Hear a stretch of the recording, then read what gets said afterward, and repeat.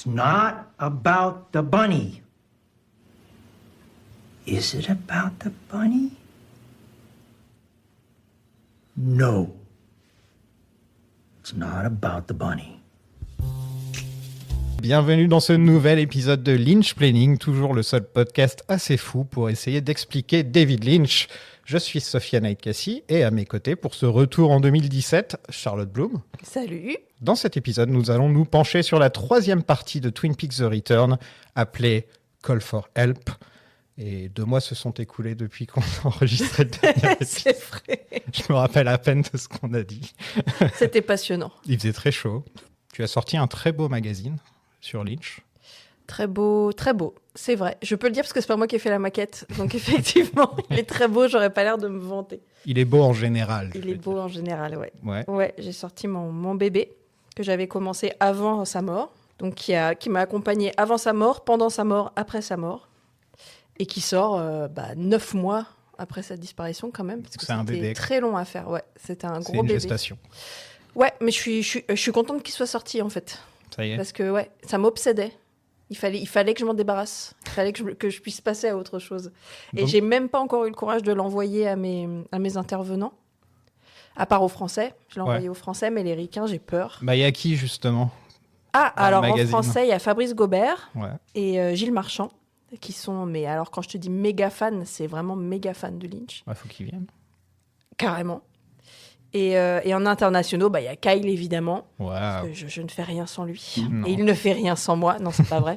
Donc, tu t'es retrouvé un petit peu en tête-à-tête avec elle? Ouais. J'ai eu ma petite heure avec Kyle Lounet en Zoom. Il est aussi sympa qu'il a l'air. Ouais. Ouais, il est hyper sympa. On a parlé couleur de cheveux en introduction de podcast, parce qu'on n'était pas du tout dans le mood d'interview au final. Donc on a parlé de nos crises de la quarantaine et de la soixantaine respectives, C'est vrai qu'il a son. et de nos couleurs de cheveux. Voilà, c'était très intéressant. Et sinon, Damon Lindelof, qui est, je pense, le plus gros fan de Lynch au monde, Pas mal. avec nous. Et Harry Aster et Leslie Glatter, Ouais. qui a réalisé des épisodes de la saison 1, et Nick Antosca, qui est un de mes showrunners préférés, Vincenzo Natali, que j'avais rencontré il y a 7 ans pour un documentaire. Et le premier truc qu'il m'a dit, c'est... J'avais un t-shirt Eraser, il m'a dit « Mais moi aussi, je suis fan de David Lynch !» Et je me suis dit, un jour, on parlera que de lui. Et tous les gens qui m'ont dit à un moment, quand je les ai interviewés, je suis fan de Lynch, je les ai recontactés pour ce numéro. Alan Taylor, c'était pareil. T'as eu Alan Taylor aussi? Ouais. Ah, on Ouais, parlait ouais, des ouais. Sopranos il y a 2 secondes. Donc. Oui, moi je suis restée très en contact avec Alan Taylor depuis Ouais. toutes ces années où j'avais fait un doc sur lui. Et il est formidable, ce mec, il est hyper gentil. Il a fait des mauvais films, mais au niveau série. Ouais, mais il l'admet. Donc, Je crois que c'est vrai, en plus, ouais, il l'admet. Oui, il le dit. Il le dit que le cinéma l'a détruit et que lui, il veut faire de la série et que c'est ça qui l'éclate. Ouais. Écoutez mes épisodes sur ces films dans la saga. Et il a fait Thor, dans Thor 2. J'ai fait Thor 2 dans The Marvel Initiative, donc Thor The Dark World, Ouais. et Terminator Genesis Oh dans my la God. saga. Voilà, c'était un très beau hors-série. On a tous beaucoup pleuré et maintenant, c'est derrière nous. Ouais, on a fait même une petite soirée au Pili Pili, Ouais, oh, j'adore un ce bar qui est complètement au thème Twin Peaks. Il y a le sol de la Black Lodge, il y a les l'enseigne du néons, Bang les Bang Bar. enseignes des néons, il y a les photos de Laura Palmer encadrées, il y a Il y a l'affiche Bob. l'affiche Have de you Bob, seen Have this You man Seen This Man. Ouais, si vous êtes à Paris, franchement, allez au Pili Pili parce que c'est très sympa comme ambiance, quoi. Mais c'est un QG de fans. Mhm. Et n'hésitez pas à parler avec David, qui est derrière le bar et qui Ouais. nous rejoindra à un moment. Ouais, je j'espère. pense, ouais. Et qui a toujours des anecdotes trop cool à raconter sur Lynch. Est-ce que tu avais regardé les 4 épisodes d'un coup quand ils ont été mis sur la plateforme ou tu as regardé semaine après semaine Non, parce que j'ai vu les 2 premiers à Cannes. Ouh là là. Oh là là Quand je tournais la tête à droite, je voyais Lynch. C'était fou. Donc non, j'ai regardé 2 et après 2. Ah, ok. Ouais. Mais j'ai pas eu le courage de re-regarder les 2. Une fois que je me suis mis devant petit écran, j'ai pas eu le courage de me dire, vas-y, je remate les 2 premiers, tant pis. Parce que là, c'est intéressant de les regarder un par un. C'est différent quoi, par rapport à 2017 où on avait envie de manger ça le plus rapidement possible. Alors que c'est complètement indigeste. Alors que là, maintenant, on se pose et c'est un peu mieux. Ouais. On n'a plus la pression, quoi. C'est ça. Et enfin, il est auteur de BD, mais il a aussi une chose en commun avec Lynch, c'est qu'il aime fermer les yeux pour trouver la paix intérieure.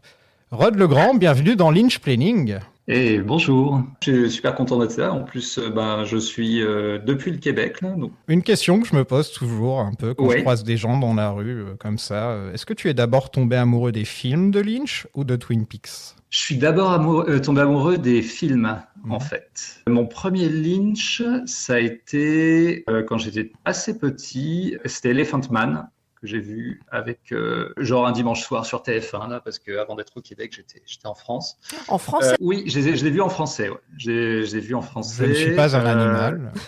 Je ne suis pas un animal. Je suis Ce serait drôle s'il avait une voix normale comme ça en français. Mais je ne suis pas un animal. Je me suis aperçu assez récemment que une de mes toutes premières bandes dessinées, parce que je me suis mis à faire de la bande dessinée ça fait une vingtaine d'années, j'avais fait dans un fanzine, là, j'avais fait une petite page qui s'appelait John Merrick pachydermique. Et c'était un espèce de BD poème, là, ou je sais pas quoi, et où je parlais de John Merrick et je me suis aperçu, et j'étais pas encore fan de Lynch quand j'ai fait ça vraiment là, et je m'en suis aperçu après que ça m'avait vraiment marqué. Après ma deuxième rencontre avec Lynch, ça a été un extrait d'Eraserhead. J'ai grandi avec le fantasme de voir Eraserhead et je l'ai pas vu tout de suite parce que ça me faisait peur là. L'extrait du repas avec la dinde là, où tous Ouais, les c'est vrai que Ça annonce du fun. ça a lancé. c'est un Noël J'ai- normal j'ai- chez les Aïkassi. Ouais, voilà, c'est ça. Je pense que cette image m'a marqué, m'a vraiment marqué et il s'est passé des années avant que je voie vraiment Eraserhead. Depuis, je l'ai vu plusieurs fois, mais cette image-là du poulet, du truc, je pense qu'à chaque fois que je vois un poulet dans une assiette, je pense à cette scène. Après, ouais, j'ai vu, en fait, j'ai été voir à la sortie Lost Highway, Mulholland Drive, et après, je me suis mis à Twin Peaks. Ok, ouais, c'est un Mm. parcours classique de commencer avec Elephant Man, le plus accessible, Ouais, le plus oui, oscarisable. Ouais. Et Et le plus petit beau. à exact. petit, paf, tu passes à Eraserhead tout de suite. Je passe au pire moment des Voilà. Eraserhead. Tu passes de Elephant Man à Eraserhead qui sont. Enfin, l'un suit l'autre, mais pas dans cet ordre-là. Mais moi, je suis tombé amoureux de Twin Peaks en premier. Tiens, c'est marrant, au bar, la dernière fois, au Pili Pili, je Oui. m'amusais. J'avais un verre dans le nez et je disais aux gens que j'étais capable de deviner quel était leur Lynch préféré juste en les regardant. Sérieux? Ouais. Ah, je t'ai pas vu faire Et ça. j'ai eu raison, 50%, je crois. Ah ouais? Ah ouais. Toi, Mulholland Drive. Toi, C'est Eraserhead. drôle. Je te l'ai fait en plus, je t'ai dit, Ouais. toi, Lost Highway, et tu m'as dit non, pas Lost Highway, je sais plus ce que c'est. Bah, il est à égalité. Non, en fait, je t'ai menti si je t'ai dit ça, parce qu'il est à égalité avec Elephant Man, c'est mes deux préférés, Bah, tu mais vois. c'est suivant mon mood. Ouais, bah tu vois, j'avais raison. Mais, ouais. J'avais 50% raison. Oh là là, mais c'est fou ça! Mais ça, c'est un don, C'est mets-le c'est un sur, talent, ouais. sur ton CV, C'est sur vrai, ton Insta, mets-le partout. Ouais, tu devrais monnayer ça. Hein, Mais à bien un moment sûr. donné. Quand je suis tombé sur Twin Peaks, c'est là où vraiment mon obsession, je pense, pour David Lynch s'est révélée. Et, j'aimais vraiment ça, mais c'est Twin Peaks qui m'a vraiment. Puis la saison 7, la On saison aimerait. 3, là, on aimerait. Peut-être au fin fond de la Purple Zone, il y en a, il y a la saison 7 déjà. Mais c'est vraiment à ce moment-là. Là. C'est au moment où j'ai découvert Twin Peaks, la saison 1, là, évidemment. Et puis, je suis devenu un peu obsessionnel. Donc toi, tu fais de la méditation transcendantale, ce qui est Oui. quelque chose que le maître faisait aussi. D'ailleurs, il est même Mhm. mort en faisant de la méditation transcendantale, si je me trompe pas, d'après ses enfants. Ah Oui, bon, je ça, crois qu'il est mort en je- méditant. je savais pas. Oui, oui, je Mhm. crois. Ils se tenaient tous par la main, ils chantaient Kumbaya. Attends, j'étais en train de. T'as l'image maintenant. J'avais une image hyper douce et tout, et puis boum. Parce qu'en plus, on fait vraiment ça en méditation.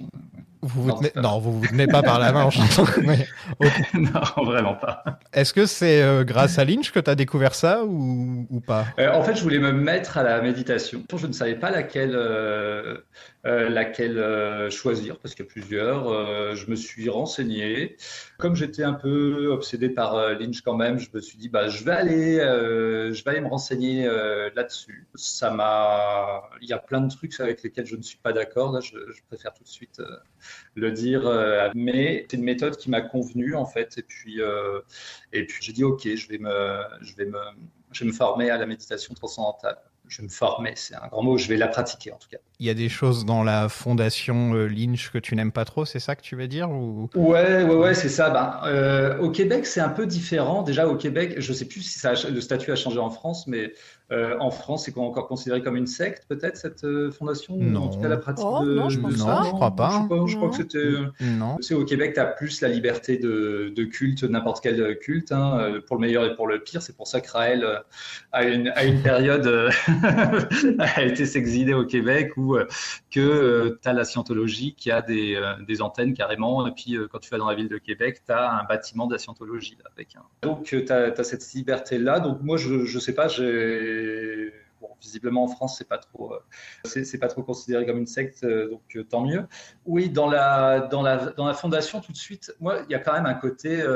Je trouve qu'il y a quand même un petit côté un peu sectaire dans le côté argent là. C'est la formation coûte quand même assez cher, même si quand tu es invalide, quand tu es étudiant et tout ça, il y a des prix là. Tu sais, il y a une logique pécuniaire qui. Les vétérans aussi, c'est gratuit pour les vétérans et ça les aide beaucoup. Ouais. Bah ouais, mais on rentre c'est dans ça. aucune case, nous. Enfin, moi, je m'étais renseignée à Paris pour Moi, j'ai fait la guerre. faire... Toi, t'as fait la... Moi, j'ai fait la guerre de la vie, ok. Mais je m'étais renseignée, parce que ça m'intéressait Parce que Lynch le pratique, mais Eddie Vedder aussi. Donc, je me suis dit, attends, mes deux idoles pratiquent la méditation transcendantale, il faut que je le fasse. Et en fait, c'était 5000 balles l'initiation. 5000 balles. C'est Donc, plus je l'ai cher pas que fait. la scientologie. C'est hors de prix. Ah ouais. C'est vraiment de la Ah ouais, non, méditation mais pour les bien au riches. Québec, hein. Enfin, je veux pas faire du recrutement, hein. C'est vraiment pas mais c'est beaucoup moins cher que ça. J'ai trouvé un article du Monde qui dit « Le cinéaste américain David Lynch a promu dimanche à Lille, dans ma ville, la méditation transcendantale pour lutter contre la violence à l'école, démarche qu'il souhaiterait expérimenter en France dans une dizaine d'établissements scolaires de banlieue. La venue du réalisateur a déclenché une polémique avant même son arrivée. L'Association de défense des familles de l'individu victime de sectes du Nord-Pas-de-Calais a mis en garde contre ce mouvement controversé et prosélyte, cité comme une secte dans des rapports parlementaires. D'accord. La méditation transcendantale n'est pas une secte. Des personnes de toute religion pratiquent cette technique. C'est défendu de David Lynch. Mais c'est vrai que dès qu'il y a un aspect financier qui fait que tu peux être sous emprise puisque tu donnes ton argent, peut déranger. Ça, je peux comprendre. Mais faut pas... Mais en tout cas, la méditation en tant que telle, ça t'a aidé? C'est quelque chose qui t'a apporté quelque chose Oui, vraiment. Alors moi, je suis du genre, avant de plonger dans quelque chose, à vraiment beaucoup me renseigner là. Et puis, pour en faire, je peux vous dire que ça fonctionne. Hein, ça fonctionne sur moi. Au niveau secte, tu sais, j'ai été, ils sont peut-être un peu intenses quand tu y vas, etc. Mais maintenant, j'ai plus de contact avec eux. Tu sais, ils t'appellent pas toutes ces semaines pour te dire il faut encore donner ou faut encore payer. Ils te laissent tranquille. Après, tu sais, tu t'es formé, tout ça. Bon, des fois, tu reçois une infolettre, enfin, une newsletter, comme on dit en France. Stade suivant, parce qu'il y a 3 stades là, suivant une méditation plus profonde et tout ça. Là, tu sais, j'ai juste le forfait de base, hein, on va dire comme ça. Mais moi, ça me suffit amplement là. Et puis, j'ai même fait des petites expériences sur ma santé. Tu vois, quand je m'y suis mis, je m'étais mis une montre Fitbit. Là, c'est une montre qui calcule tes battements de cœur. Et en fait, donc j'ai dormi avec, j'ai médité avec, etc. Et en fait, les phases de méditation matin et soir que je faisais pendant 20 minutes, mon cœur battait moins vite que pendant mon sommeil paradoxal, par exemple. Et donc, tu restes éveillé, mais tu es dans un état, en fait, de sommeil éveillé, parce que tu restes conscient de ce qui se passe autour, si tu le veux. Ton corps est vraiment à l'état de repos complet. Et puis, alors évidemment, c'est la fondation qui publie tous ces rapports-là, mais ça a été prouvé, enfin, c'est ce qu'ils disent, en tout cas, qu'au niveau cardiaque et tout ça, ça diminue vraiment les maladies cardiaques. J'aurais été très étonné que David Lynch décède d'une crise cardiaque, par exemple. J'aurais dit, là, on s'est tous fait avoir. Mais c'est vrai que le nombre de cigarettes qu'il fumait, ça joue quand même. Hein. Cigarette café, je pense que ça joue quand même sur le cœur. Toute la méditation que tu peux faire n'enraye pas le nocif du. Moi, j'ai un peu expérimenté. C'est vrai que même même au niveau de la façon dont tu appréhendes les problématiques dans ta vie ou des choses comme ça, t'es plus calme, t'es plus posé, etc. Là. Et c'est pas pour rien. Alors moi, c'est ce qu'il me disait aussi. Il y a plein de chefs d'entreprise, de gens, de politiciens. Au même moment, il y avait une chef d'orchestre aussi qui avait une formation de méditation au moment où j'y étais, parce que c'est des choses pour focuser en fait, focuser ton attention. Mais encore une fois, je suis sûr que la pleine conscience, la méditation pleine conscience t'aide aussi dans des choses comme ça. Pour moi, toutes les méditations sont bonnes, là, mais c'est sûr que, en tout cas, au niveau cardiaque et puis dans ma vie de tous les jours, moi, celle-là me convient. C'est les Beatles qui sont connus pour la méditation transcendantale aussi. Quand ils sont partis en Inde. Et d'ailleurs, Ringo et Paul font encore de la méditation transcendantale. Ouais, il y a beaucoup de photos de Lynch avec Ringo. Et il y a Lynch qui fait le pouce levé et il y a Ringo qui fait peace and love avec ses doigts comme ça. Ils ont fait, il y a eu le festival de la disruption, là, je crois que c'était en 2015-2016, là, où ils sont venus chanter là, à Los Angeles. C'était David Lynch qui organisait ça. C'était pour promouvoir la méditation transcendantale. Et je crois que l'album blanc des Beatles, ça a été fait suite à leur séjour en Inde. Tout à fait. Et leur rencontre avec Maharishi. Dans cet épisode, Mr. C vomit, Cooper va dans l'espace, et Doogie vomit aussi. Et voilà, c'est un des épisodes les plus Twin Peaks qui ait jamais Twin Peaksé. Je pense que si tu lis le synopsis, il n'y a que dans Twin Peaks que ça pourrait exister, ce qu'on est en train de dire. Est-ce que j'ai déjà mentionné que le générique de Twin Peaks est vachement sympa ? Non. Non, je crois pas. T'as de la chance qu'ils aient disparu, les épisodes. Donc on commence l'épisode avec Cooper qui tombe dans le néant, en chute libre, ce qui rappelle un peu les paroles de Laura Palmer dans Firewalk With Me. Tu sais, quand elle parle à Donna. Ah oui, quand elles sont dans le salon, allongées sur des canapés. Dans le salon, oui. Elle filmait de haut, là. Ouais, je vais essayer de retrouver la quote. C'est Donna qui lui demande si tu penses que si on tombe dans l'espace, on ralentit après un certain moment ou est-ce qu'on va de plus en plus vite ? Et Laura lui répond de plus en plus vite. Et pendant longtemps, tu ne ressens rien. Et d'un seul coup, tu exploses en flammes. Et les anges ne t'aideront pas. Tu sais cette phrase ? Ouais, des deux ados qui parlent, quoi. Ouais. Donc, quand j'ai vu cette scène la première fois, j'ai tout de suite pensé à cette phrase on tombe de plus en plus vite. Et c'est exactement ce qui arrive à Cooper. On a vraiment cette impression qu'il est de plus en plus en chute libre dans l'espace, quoi. Tu vois, un endroit où juste dire ça comme ça. Je dis pas que c'est dans l'espace, mais ça ressemble à l'espace. Oui, ça ressemble. Sinon, je vois pas ce que c'est. Voilà. Mais juste de voir Cooper dans un décor pareil, en train de tomber comme ça. Quand on avait signé à l'origine, quand il y a eu The Return, on s'imaginait pas Cooper dans l'espace comme ça. Je m'imaginais même pas. Je crois qu'il n'y a rien de ce que j'ai vu dans The Return que j'aurais pu imaginer. Rien. J'ai parlé de l'Ominous Whoosh dans le dernier épisode. Tu sais, dans les sous-titres anglais, il y a toujours marqué Ominous Whoosh. Comme tu disais, ça fait 2 mois. Parce que là, on a du pur Ominous Whoosh sur 20 minutes. Tous les sous-titres, c'est marqué Ominous Whoosh. C'est vrai que c'est culotté quand même des débuts d'épisodes muets. Ah mais là, c'est quelque chose. Hein. Ouais, il y a pas mal de temps avant qu'il y ait des dialogues. Hein. Je crois qu'il y a Cooper qui dit quelque chose à un moment, mais sinon, il n'y a quasiment pas de dialogue sur une bonne partie du début de l'épisode. On est limite dans un film muet, quoi. Ouais, et encore, les peu de dialogues qu'il y a ne veulent rien dire. Donc, un dialogue cohérent, il arrive à 20 minutes de l'épisode. Pour toi, ça ne veut rien dire. Oh, ça y est, ça commence. Donc il arrive dans une sorte de nuage mauve, déjà c'est très très beau, et il atterrit comme une brique dans un immeuble quasiment rose aussi, hein, qui est au milieu de l'océan du subconscient, je ne sais pas comment on pourrait appeler ça, mais en tout cas, officiellement, les fans l'appellent la zone mauve, qui est inspirée par les écrits de Kenneth Grant, qui était spécialiste de l'occulte, et que Mark Frost adore. Et dans un de ses livres, Kenneth Grant parle de la zone mauve comme étant à la limite de la réalité que les humains peuvent percevoir et de la non-existence. Et des aliens utilisaient cette zone pour manipuler les humains, et une de leurs entités s'appelait The Daughter, la fille.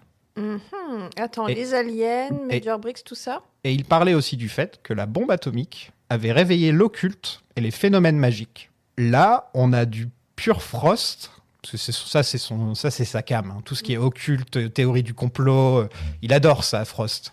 Et c'est vrai qu'on l'oublie un peu, lui, quand on parle de Twin Peaks The Return. On l'oublie un peu. Mais là, j'ai vraiment l'impression que Frost est venu avec cette idée et que Lynch a ensuite fait ce qu'il sait faire, c'est-à-dire le rendre encore plus étrange que sur le papier. Et voilà, c'est un mélange parfait des influences de Frost avec l'esthétique de Lynch, en fait. Et j'étais pas du tout au courant avant de faire mes recherches et j'étais contente de me dire on peut enfin vraiment pointer du doigt ce que Mark Frost fait dans Twin Peaks The Return. Parce que le pauvre, c'est vrai, il est un peu laissé pour compte. Bah oui, mais c'est le Ronette Pulaski. D'ailleurs, ouais, elle apparaît. Mais je suis contente d'apprendre ça, parce que tu vois, je savais pas du tout. Ouais. Je suis pas venue pour rien. Non, moi non plus. Mais là, on est dans Eraserhead en couleur, un petit peu aussi. Complètement. Ouais. Je la connaissais, la théorie de Grant, mais moi, la première fois que j'ai vu la Purple Zone et l'océan, ça m'a vraiment fait penser justement aux vidéos que Lynch fait de promotion de la méditation, justement. En fait, tu descends et puis tu as un océan de conscience, là, tu sais, ce qu'ils appellent le champ unifié, là, et c'est vraiment c'est du Lynch qui reprend un peu les écrits de Frost, mais qui plug quand même un petit peu aussi de méditation. Complètement. Un peu comme ça. Il y a le côté déjà artistique lynchien, mais il y a aussi ce sentiment un petit peu de plénitude qui ensuite est un peu agressé. C'est-à-dire qu'au début, on est vraiment devant l'océan, le calme, et petit à petit... Avant la tempête. Voilà, petit à petit, c'est comme le pire cauchemar que tu peux faire, en fait. Et ce qui est fascinant, c'est que on pensait qu'on connaissait Twin Peaks après avoir vu 2 saisons et un film. Et là, 3e épisode, il nous propose quelque chose qu'on n'a jamais vu avant de toutes nos vies. Il a inventé un nouveau monde, encore un, alors qu'on pensait vraiment, ça y est, la Black Lodge, la White Lodge, c'est bon, il y a ça et c'est tout.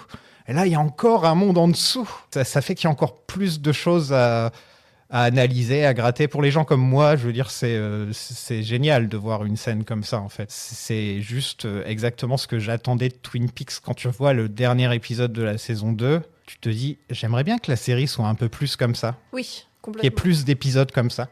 Mais ce qui est intéressant, ce que tu disais, c'est... Alors, Eraserhead en mauve, mais c'est qu'effectivement, il nous propose des nouveaux mondes, mais il nous raccroche toujours à quelque chose qu'on connaît. Alors moi, au-delà de l'image, je trouve que c'est le travail sur le son dans cette zone-là qui vraiment se rapproche d'Eraserhead à fond, et tu vois à quel point c'est précis, c'est intelligent, ça monte, ça descend, ça gère tes émotions. Mais j'aime bien le fait qu'il nous invente des nouvelles choses, et même l'épisode 8, mais que nous, en tant que fans, ça nous raccroche toujours à quelque chose, et donc on sait où on est. On comprend rien à ce qu'on regarde, mais on sait où on est quand même. Ouais, bizarrement, on a un sentiment de familiarité, alors que c'est la première fois qu'on le voit, ce monde. Comme si on avait l'impression que les tableaux de Lynch prenaient vie, un petit peu. Ouais, mais complètement. Quand tu regardes ce monde-là. Quand Nado est sur le toit, là, un peu plus loin, là, vient actionner un levier, là, ça me fait vraiment penser à la première scène de Eraserhead aussi. Avec The Man from Another Place, je crois que c'est ça, le nom de ce personnage qui est dans l'espace là et qui actionne des choses et ça fait tomber le bébé. Mais il y a plein de choses dans cet épisode qui recoupent Eraserhead, je trouve. C'est plus tard et pareil, on va venir sur la scène après, mais à un moment dans l'épisode, on utilise le verbe manufacture au lieu de create. Oui. Et pour moi, c'est cette fascination pour les usines, c'est tout Philadelphie. Mais c'est comme s'il avait été construit à la chaîne comme une voiture. Quoi. Complètement. Et c'est vrai qu'il y a beaucoup d'Eraserhead dans cet épisode. Ouais, c'est vraiment là, c'est ce qui m'a sauté aux yeux, surtout que je crois que quand j'avais vu Twin Peaks The Return la première fois, j'avais pas encore vu Eraserhead. Ah. Tu vois ? Donc là, je peux avoir maintenant le recul, le contexte un petit peu. De voir qu'il arrive à faire des échos à son tout premier film dans sa dernière œuvre. Et j'ai l'impression que dans The Return, il fait beaucoup ça avec Mulholland Drive, avec Lost Highway, il y a vraiment beaucoup. Il y a peut-être que Dune, mais quand tu penses à l'océan que tu vois dans le film, oui, c'est vrai. Il y a un peu de Dune aussi dans cette scène. Donc j'ai l'impression qu'en fait, The Return, c'est pas un maxi best-of de Lynch, mais c'est Lynch qui arrive à créer l'épilogue à sa carrière en fait en faisant. On pensait qu'il aurait peut-être eu des projets après, mais maintenant avec le recul, on sait que c'est vraiment la dernière chose. Enfin, cette manière de le faire, c'est génial d'arriver à à faire des clins d'œil à sa propre filmographie, mais sans que ce soit trop in your face, tu vois. En C'est- sachant qu'il y a des gens qui vont comprendre aussi. Voilà. Parce qu'ils savaient qu'on était à fond sur ces trucs et qu'on allait fouiller pendant 1000 ans, même des années plus tard. Ouais. Ça fait quand même 8 ans. Et on est encore dessus, quoi. On est encore dessus et on y sera encore dans 8 ans. Et même dans 25, si tu vois ce que je veux dire. Mais c'est vrai que pas de dialogue, des effets sonores électrifiants, métalliques. Tu sais, quand Mother est à la porte, là, bam, bam, bam. Et le montage aussi, on dirait un vinyle qui saute, ouais. Et d'un seul coup, c'est accéléré. Et ensuite, ça ressaute. À chaque fois que Naido est dans la pièce, en fait. C'est-à-dire qu'une fois qu'elle tombe dans le néant, il n'y a plus ce montage, il n'y a plus ce bruit, il y a plus tous ces bruits-là. Et il y a une sorte de calme qui s'installe une fois qu'elle active le levier et qu'elle tombe. Et là, tous les bruits s'arrêtent d'un seul coup. C'est spécial parce qu'on a une petite impression de voir plusieurs courts-métrages de Lynch un petit peu dans cette scène aussi. Oui, complètement. Le petit court-métrage parce que la scène où d'un seul coup, ils montent une échelle et d'un seul coup, ils sont dans une sorte de TARDIS dans l'espace qui est plus grand à l'intérieur. Qui ressemble un peu au cube aussi. Avec À la salle cubique de l'épisode 1. Ouais. Mais qui serait suspendue. Ouais, c'est ça. Un peu en négatif. Avec une cloche très lynchienne, enfin quelque chose en forme de cloche. Il y a une antenne de radio sur cet endroit-là. D'ailleurs, il y a beaucoup de références à la radio dans cette saison. Bah, c'est un avant de l'épisode 8. Hein. Ouais. Ça, on en parle. J'ai une théorie aussi sur l'antenne, mais je dirai peut-être tout à l'heure. Moi aussi, j'ai une théorie sur l'antenne. J'essaie de la retrouver. Attends, j'essaie de la retrouver. Je sais plus vraiment qui a eu cette théorie. Je l'ai lue sur Internet, mais je ne sais pas d'où elle vient. Mais le son que fait la machine dans laquelle Cooper est aspiré, tu vois, cette sorte de prise, ressemble un peu au son du logo de RKO Pictures, qui était une boîte de production, un grand studio hollywoodien à l'époque. Et leur logo, c'était une antenne radiophonique qui faisait pip, pip, pip, pip, pip. Et ça ressemble un peu à ça. Et quand Naido emmène Coop en haut, il y a une antenne. Et dans un épisode suivant, on passe un peu de temps dans une station de radio. Donc, c'est vrai que je me dis, tiens, je sais pas ce que ça veut dire, là, encore une fois. Mais je pense que Lynch a aussi pas mal grandi avec la radio dans sa jeunesse. J'imagine cette époque où les familles se réunissaient autour de la radio, un peu comme la télé à cette époque-là.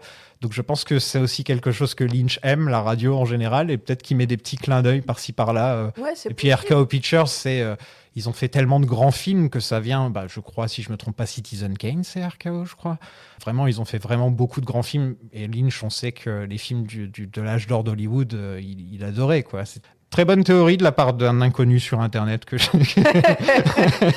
Mais toi aussi, tu avais une théorie ? Ouais, mais en fait, elle se rapproche justement de cet océan de conscience, là, parce que, en fait, pour préparer aussi un peu, je me suis repenché sur les écrits de Marici et de la fondation là, de David Lynch. Là. La théorie, c'est que c'est un océan de pure conscience et que la conscience du monde entier est dans cet océan.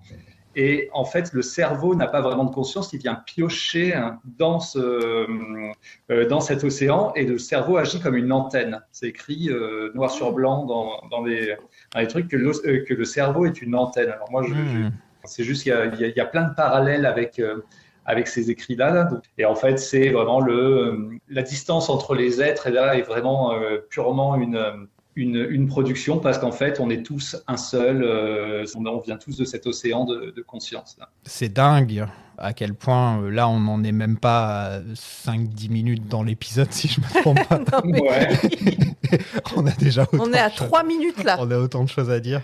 Il adorait aussi parler du fait que pour avoir une idée, il fallait la pêcher comme un poisson. Il a toujours eu cette image. Ideas are like fish. C'est vrai.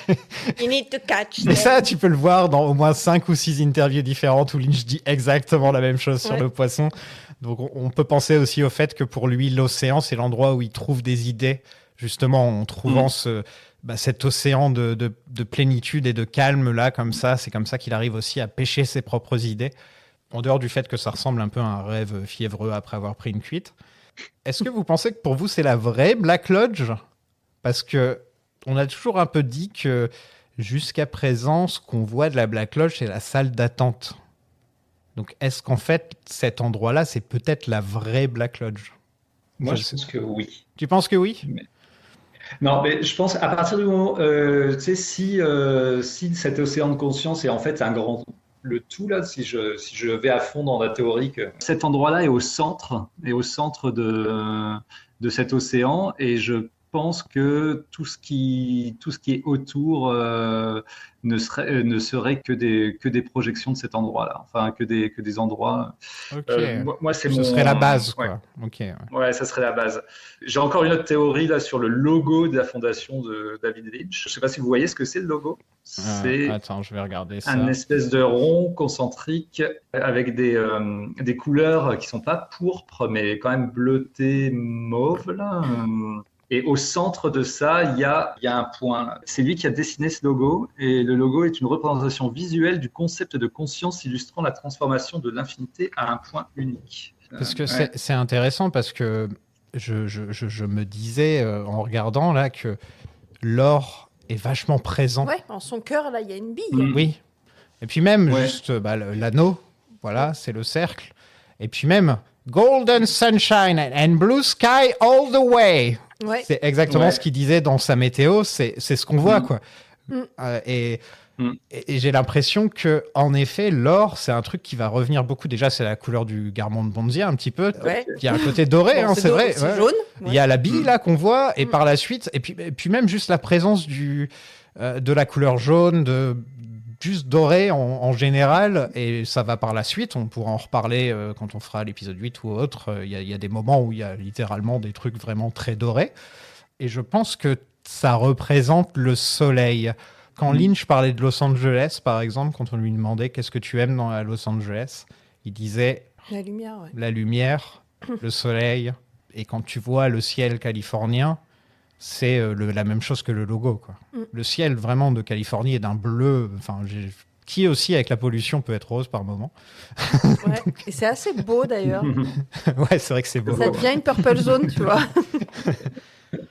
Mais en tout cas, on a vraiment un sentiment de totale isolation quand on se met dans la peau de Cooper dans cet épisode. C'est du début à la fin, il est paumé, quoi. Dans tout cet épisode, que ce soit dans ce monde-là ou ensuite quand il devient Dougie Cooper, il est complètement paumé, quoi. Il est aussi paumé que nous. Et aussi, le personnage, c'est ça qui est marrant, c'est que le personnage incarné par le réalisateur qui est censé tout connaître, qui vraiment lui a toutes les connaissances, il est toujours un train en retard. Il est toujours genre what the hell, il comprend jamais vraiment ce qui se passe. Et donc quand on se remet en 2017, on se rend compte à quel point on était mal à l'aise parce que nos personnages qu'on aime, ils sont perdus, ils sont paumé, tu vois. Cooper, c'est peut-être un des personnages qu'on aime le plus dans l'histoire de la pop culture.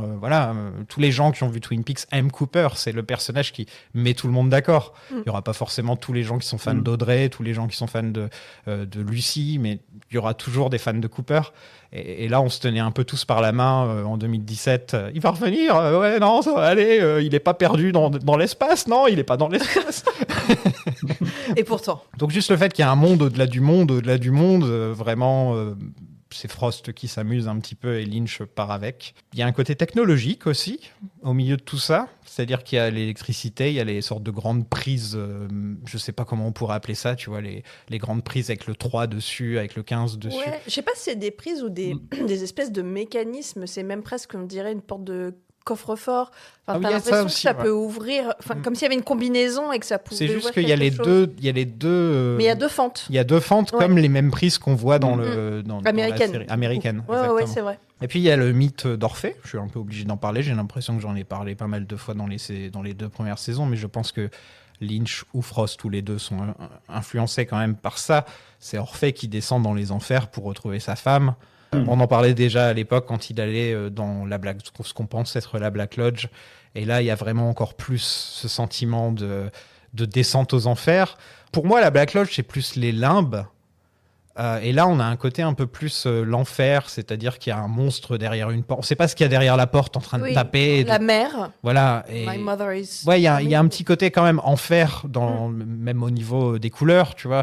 Et la Black Lodge, au final, on se dit j'aimerais bien retourner à la Black Lodge, c'était quand même un peu plus C'était calme. moins pire. Ouais, genre, ça va, c'était plus simple, c'était quand même un peu moins tendu. C'est dire. Ouais.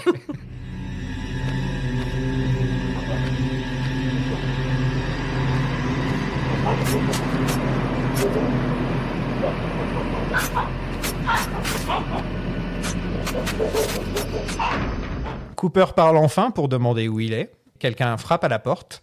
Et donc Naido, qui est une femme en magnifique robe et qui a un petit point particulier, c'est que ses yeux sont recouverts par de la chair. Ça ne doit pas être très sympa à vivre. On apprend par la suite que cette personne qui frappe à la porte, c'est Mother. Il n'y a rien qui fait plus peur qu'il y a ma mère qui arrive. Il y a ma mère qui arrive. On dirait limite que Cooper, ouais, il est venu dormir chez sa meilleure amie. Ouais, Et qu'il y a ils la sont en mère train de qui faire dit, des conneries. Qu'est-ce que Ils sont en train de faire des conneries et la mère arrive. Boum, boum, boum, boum, boum. Ouais. On l'entend monter les escaliers. Ah non, mais c'est flippant. Surtout dans un monde, le monde de Twin Peaks, c'est quand même l'homme, c'est quand même masculin l'ennemi. Et Pas d'un dans seul cette coup- saison. Ouais, mais c'est très Ouais, bizarre. Il y pas a dans un cette switch Ouais. qui s'opère, qui est fou. En fait, il s'est concentré sur le père dans les deux premières saisons. Et là, il va plus s'intéresser au personnage de la mère. C'est-à-dire que même là, on a un exemple de mauvaise mère, celle qui crine de Oui. 119. Oui. C'est la pire mère, la pire mère du monde. Ouais, c'est clair. Il y a ce personnage de la mère qui revient par la suite quand même. On en parlera un peu plus, j'imagine, mais il y a donc, tu sais, on va les appeler des prises, je ne sais pas comment les appeler. Il y a le numéro 3 et le numéro 15. Ça te fait penser à quelque chose? Bah, une chambre, en tout cas. C'est la chambre, c'est le numéro Avec de chambre de Norman. Cooper dans le Grand Nother Hotel. Et ça, c'est encore Frost qui nous donne des petites miettes. Hein. Il est gentil. Il met ça dans le script rien que pour nous. Mais j'ose pas imaginer la gueule de son bureau. Tu sais, avec des post-it partout. N'oublie pas que machin, la couleur de la robe. Oh, mais il doit devenir Tu sais, c'est fou, comme chez- ce même de Charlie dans It's Always Sunny in Philadelphia, là où il est en train de Ouais. pointer le mur derrière. Bah, c'est là. Frost. C'est Pepe Sylvia, c'est Pepe Sylvia. C'est Franck Silva, c'est Franck Silva. C'est tellement tendu. Et d'ailleurs, il faut se dire, pour se remettre les choses dans le contexte, à peu près en même temps, il y a un couple qui se fait défigurer à New Ouais. York, dans la boîte, au même moment. Donc le moment où il y a Mother qui frappe à la porte, c'est aussi le moment où elle apparaît à New York et qu'elle, enfin, je l'appelle Mother, Oui, la chose. la chose, ouais. Il n'y a rien qui est confirmé dans ce que je dis, je tiens à le dire tout de suite, donc j'ai décidé de simplifier les choses. là, à Fais partir... The Return pour les nuls. Oui, mais c'est même pas parce que c'est The Return pour les nuls par un nul, tu vois. Mais donc ce personnage de Naido qui est asiatique, Twin Peaks n'a pas forcément un très bon passé avec les Asiatiques, on va dire. Les premières saisons de Twin Peaks, c'était pas trop ça. Gênant. À tous les niveaux, c'était pas trop ça. Donc on va voir par la suite si ça se rattrape ou pas. Non. Quelle image donc cette boîte dans l'espace et puis la robe de Naido, ça c'est très joli, je trouve. Qu'est-ce que vous en pensez, vous, de cette boîte dans l'espace? Quand Cooper il dit où on est, où est-ce qu'on est, est-ce que c'est pas genre la deuxième phrase que Cooper dit dans toute sa saison? J'ai pas l'impression qu'il parle beaucoup. Il parle dans le premier épisode, il dit j'ai compris quand le géant lui donne des choses. Et puis après, sa deuxième phrase qu'il dit dans la saison, c'est où on est, qu'est-ce qui se passe, quoi. C'est vrai que Cooper est là pour poser des questions. De toute façon, c'est l'agent du FBI, Ouais. donc c'est un peu son truc. Hein. C'est notre guide. Hein. Ouais, c'est notre guide, voilà, il est là pour poser des questions. spectateur, en fait. Mais là, il a jamais de réponse. Quoi. Il pose des Non, questions, il a il a réponse. jamais de réponse. Tu vois, dans les premières saisons, il a fini par découvrir que Leland était le meurtrier, Bob, etc. Là, Là, on le laisse pas faire son taf, quoi. non, Non. il peut pas. Non. Au point qu'il Ouais, perd, demande où on est à une muette, quoi. il perd son badge du FBI quand il retourne dans le vrai monde. Ah oui. Il perd ses chaussures. Oui, il perd ses pompes. Ouais. Et son badge du FBI. Et ça, je crois que c'est important en plus pour la suite. Parce que la toute première scène de la saison, il a son badge. Et je crois qu'il y a un truc au niveau de la temporalité, mais on en reparlera sûrement quand il faudra en parler. Naido qui active le levier, pour moi, c'est Frankenstein, quoi. It's alive! Tu actives le levier et tu réveilles quelque chose. Tu le réveilles ou tu l'endors? Ouais. Parce que en fait, quand elle active, le son s'arrête. Donc t'as l'impression Oui, bah, qu'elle elle tombe. Au moment où elle Ouais, elle tombe, c'est arrête là quelque que chose. le son s'arrête, il y a un mécanisme qui s'arrête, alors qu'elle allume l'électricité, vu elle prend clairement un coup de jus hein, quand elle est... Ouais, c'est électrocute. Ouais, elle s'électrocute. Donc, un mécanisme qui s'est mis en place, je pense. Mais c'est vrai Ou que qui juste s'inverse. l'image me faisait penser à Frankenstein qui active Ouais, la créature. a quoi. toujours ces images d'usines, Ouais. de même les sous-sols d'Elephant Man, de la mécanique, de la rouille, du Ouais. fer, du métal. Mais j'ai vu beaucoup aussi de gens qui tiraient des liens entre cette zone et ces scènes-là et Ronnie Rocket, avec le travail sur l'électricité, le contrôle de l'électricité ou le non-contrôle de l'électricité. C'est un script que Lynch a écrit et qu'il n'a jamais Et qu'il n'a réalisé. jamais. Mais Ouais. je pense qu'il a obsédé On en jusqu'à a- la fin de sa carrière, donc il en fout Il y a un une peu ci- partout. Il y a une citation de Ronnie Oui, Rocket par la fin. à la Par, fin de Albert, Albert, ouais, Albert absolument. qui cite littéralement le script de Ronnie Ouais. Rocket. ouais. Mais là, en tout cas, sur le travail sur l'électricité et sur l'impact de l'électricité sur les héros, il y a eu beaucoup de liens qui ont été tirés dessus. Et si j'avais pas un chat sur ma page, je pourrais lire la suite de mes notes. Vas-y. Excuse-moi. Non, Morgane. t'inquiète Eh pas. bah oui, t'es beau. Oh là là, quelle merveille. Oh là là, qu'il est beau. Il y a l'électricité, et il y a, donc pour moi, par rapport à cette histoire de Ronnie Rocket, il y a ce regret de l'œuvre jamais faite et un peu de l'œuvre originelle. Et je trouve que ce décor, en tout cas, l'endroit du levier, l'espèce de boîte et tout, c'est très Méliès. C'est très mise en scène faite main. D'ailleurs, je suis sûre que c'est lui qui a fabriqué cette chaudière à la Mais main. il a tout fabriqué. hein. Ouais, il y a ça. Tu sens ses empreintes. Ah, mais même, Enfin, je il y a pense quelque chose que de bric-à-brac. même et ça, de... que chaque pièce est dessinée exactement comme Mm. il veut. Je pense, Mm. par exemple, quand il y a la pièce avec la cheminée, il a dessiné où la cheminée devait être. Ouais, Oui, je oui, pense mais que là, tout je parle est vraiment... carrément de toujours ce verbe de manufacturer. Ouais. Il y a des choses, quand je les vois, je le vois assis sur son tabouret, en train de donner des coups de marteau et machin.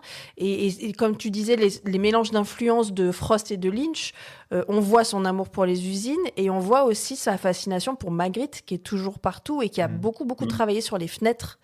Et là, cet endroit, c'est que des portes, des fenêtres, des trappes. On passe d'un monde à l'autre. Et moi, c'est là que je vois aussi l'influence artistique de Lynch dans les clins d'œil à Magritte. À Magritte, on en a beaucoup parlé quand Mm. on avait fait les épisodes sur la Black Lodge à l'époque, mais Ouais. c'est vrai qu'on y revenait tout le temps. Ah bah, tu peux pas faire autrement. Ouais, c'est lui et Francis Bacon. Ouais, On y revient tout le exactement. temps. C'est fou. Voilà, c'était le poire de Charlotte.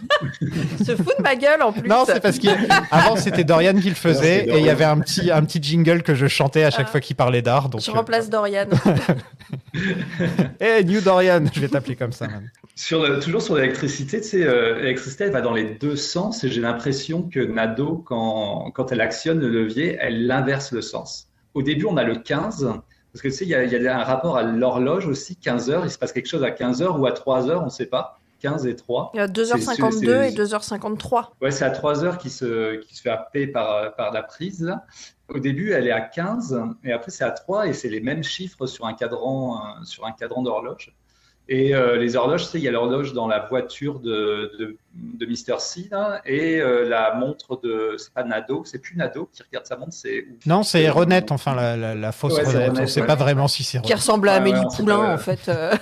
Mais c'est Il y la a des même gens actrice. qui disent qu'elle représente la mère de Cooper, tu vois. Ah bon? Ouais. Oh. Je ne sais pas Ouais. pourquoi. Très étrange Ouais, comme. ouais. Mais c'est comme si l'action avait inversé certaines choses. Enfin, ça c'est sûr qu'il y a des choses qui ont été transformées quand il redescend. Je me suis demandé s'il n'y avait pas un rapport avec le courant alternatif qui va dans les deux sens. Ouais, Tout ça, là, je lance des pistes. J'ai pas de réponse à tout ça. Mais sur facile. l'inversion, ce qui est intéressant, c'est qu'effectivement, comme tu disais, Sofiane, au moment où il avance au début, avant qu'on appuie sur le levier, il y a toujours des mouvements de recul et de saccade, comme s'il était repoussé. Mhm. Et finalement, une fois que le levier est baissé, il est aspiré. Ouais. Donc effectivement, il y a une inversion du mouvement. Mais en tout cas, Naido a l'air de lui dire quand même, quand il s'approche de la toute première prise, et que c'est saccadé, elle a l'air de lui dire non, ne va pas là, ne va pas là, ne va pas là. Mm. Un truc que j'ai remarqué, c'est que dans cet épisode, d'habitude, Cooper, on en a déjà parlé pas mal, c'est un chevalier blanc, il veut sauver il veut sauver des femmes. Mais moi, je suis dispo quand il veut sauver la demoiselle en détresse, que ce soit Audrey, Annie, Laura, voilà, la liste est quand même assez longue. Et dans cet épisode, c'est Naido, donc Ronette et Jade qui l'aident à avancer, Tout à fait. à aller quelque part. Et même si tu disais que l'image de la femme, c'est vrai, dans The Return, est vachement plus critique que dans les deux premières saisons, mais il a dans cet épisode il y a des guides. des guides et elles sont représentées par 3 femmes.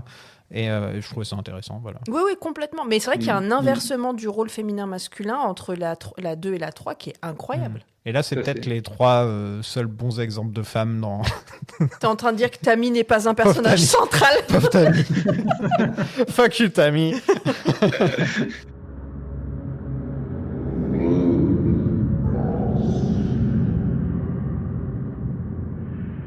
Sinon, pour vous dire où on en est là, Cooper voit la tête flottante du Major Briggs passer. Il lui dit plus rose et il disparaît. Et j'ai pas besoin on n'a pas besoin d'en parler un peu plus. Hein, franchement, il y a rien d'autre à dire sur ça. Non, c'est cadeau. Ouais, juste la tête de Don S. Davis qui était mort depuis 10-15 ans avant la série. J'ai rien trouvé C'était dans génial. les textes de la Fondation. Ah bah non, là, il n'y a rien dans les textes de la Fondation. Il n'y a rien il y a rien. Ah non, là, il n'y a rien là. Il n'y a rien dans les textes. Non, mais cela Je dit, te par rapport à ce confirme. que disait Sofiane au début sur les écrits de la personne que je connais pas, donc j'ai oublié son nom, qui a inspiré Frost, tu disais que c'était aussi un endroit des aliens. Oui. Et bah, Major Oui. Briggs. Major Briggs, Ça fait sens. il s'y connaît en Bah ouais, alien. mais ça fait C'est vrai sens. qu'il pourrait être dans X-Files, Major Briggs. Bah ouais. D'ailleurs, l'acteur Pourquoi n'a pas pas joué dans X-Files. Ce serait pas étonnant qu'il ait fait un petit rôle d'un Peut-être. épisode comme ça. Acteur que j'ai rencontré. Oh my god. Oui. Cooper retrouve Ronette Pulaski qui attend devant une cheminée. Je m'attendais pas à revoir cette actrice. Je me disais toujours que Ronette était complètement oubliée par tout le monde et donc c'est logique que, en fait, avec le recul, c'est logique qu'elle soit non existante parce que Ronette, c'est un peu ça son personnage. On la voit sur un pont et ensuite elle est non existante, c'est-à-dire qu'on se concentre que sur Laura. Et Oui. elle, on la met un peu de côté, Ronette, en fait. Tu voudrais un spin-off? Non. Non. Non, si je voudrais un spin-off Twin Peaks en vrai.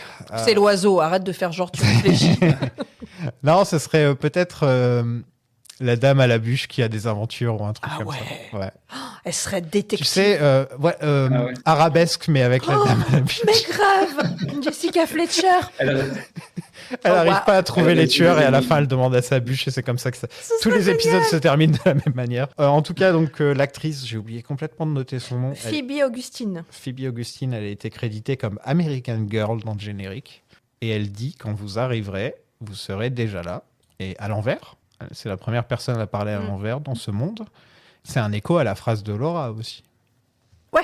Ouais, Laura dit Oui. une phrase très très similaire dans le dernier épisode de la saison 2. je crois. Tu me verras. Attends. La prochaine fois que tu me verras, ce ne sera pas moi. Voilà. Ouais, voilà. Et donc, elle lui dit que Mother va arriver. Et Coop est aspiré par le numéro 3. Et j'adore les effets spéciaux de cette saison, je tiens à le dire. Ils sont pas réalistes, et c'est ça le but. Et ils sont uniques, à la fois un peu artistique, kitsch et vieille école, quoi.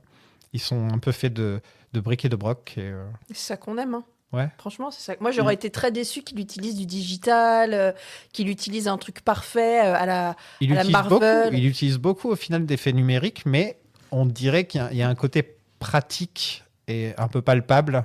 C'est-à-dire qu'on pourrait imaginer que à une exposition des tableaux et des œuvres de Lynch, on verrait ce genre de choses, comme quand le Doogie est envoyé dans la Black Lodge et qui se transforme en une sorte de drôle De fumée. Ouais, de fumée. Ensuite, il y a une sorte de forme bizarre Ouais. qui se fait. Ça, c'est des trucs qu'on voit dans tous les tableaux de Lynch, quoi. Donc, c'est vraiment... c'est un peu les tableaux de Lynch en 3D. Ouais, complètement. Ouais.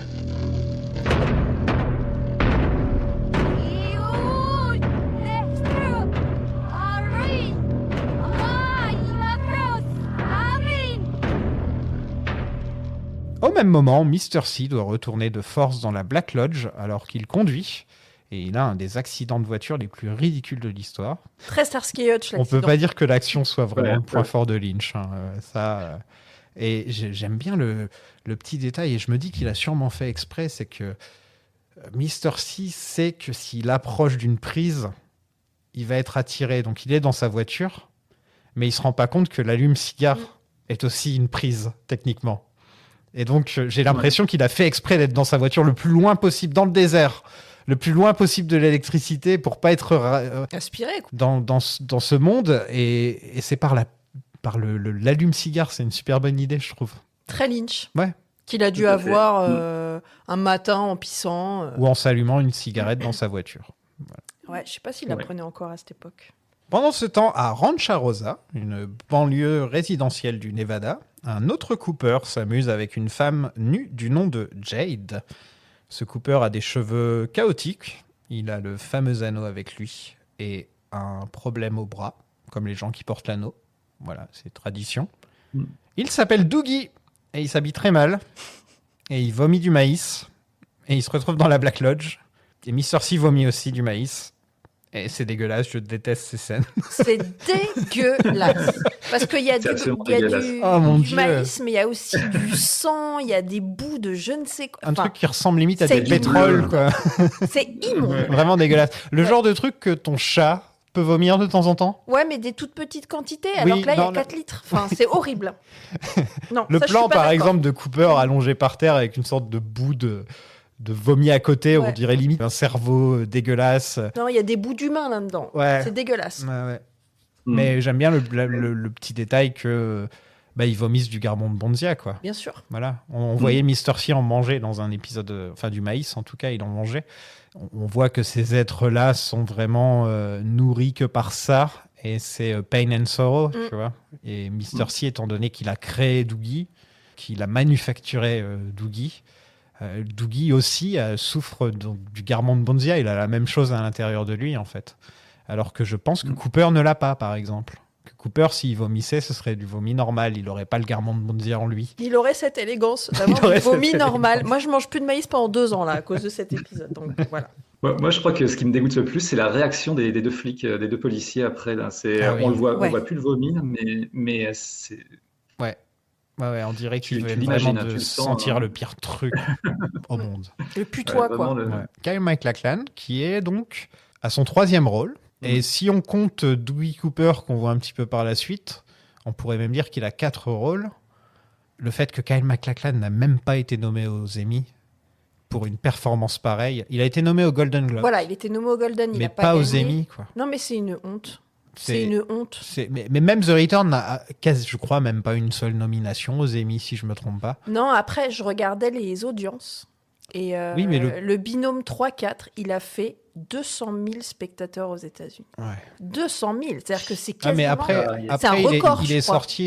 sorti en streaming 2 semaines avant. Ouais, mais enfin, je sais pas quoi. Tout le monde l'avait Des regardé en chiffres plateforme de pareils. streaming ou téléchargé illégalement. Au final, il y a personne qui regarde Showtime de nos jours. Il y a quoi sur Showtime? Il y a je Dexter, sais pas. depuis 30 ans, il y a Dexter. On n'en peut plus. Mais annulez-nous ça, sans déconner. Non, mais le snobisme qu'il y a eu autour de Twin Peaks, c'est incompréhensible. Honnêtement incompréhensible. Après, on sait que c'est des jeux de campagne, de promo, de Ouais. market, et ils avaient tellement vidé les caisses de Showtime que je pense que Showtime avait juste plus de thunes pour Et payer ça n'a pas ces mis tout le trucs-là. monde d'accord non plus, hein. La critique a aimé, mais je sais qu'il y a quand même pas mal de gens qui n'ont pas forcément aimé Twin Peaks The Return, quoi. Ouais, mais ce serait pas la première fois que les Emmy, comme les Golden Globes, donnent des prix par principe. Il y avait qui cette année-là? On les a vus faire parce qu'il y avait un acteur célèbre, parce que c'était un réel célèbre. Enfin, ils l'ont toujours fait du lèche-cul.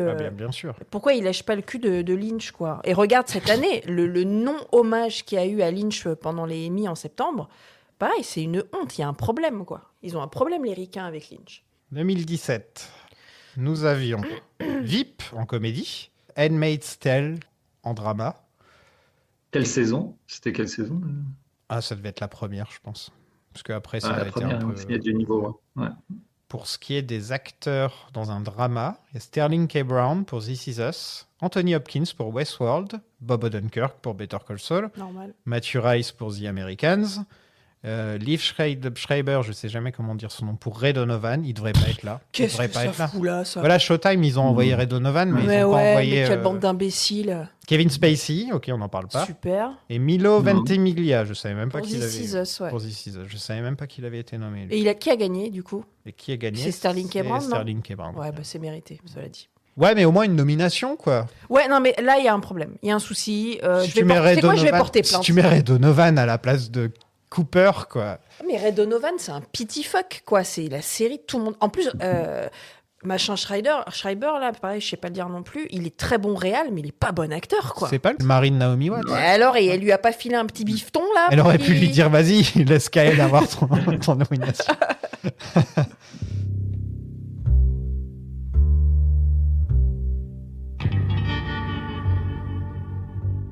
Doogie est désormais dans la loge avec Mike, qui a l'air un peu déçu.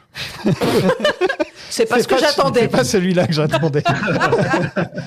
Et donc, on apprend que Doogie a été créé de toutes pièces, et on pense par Mr. C très certainement, puisque Mr. C avait un plan, il le disait dans les épisodes précédents, qu'il doit être renvoyé dans la loge, mais qu'il a un plan justement pour l'empêcher.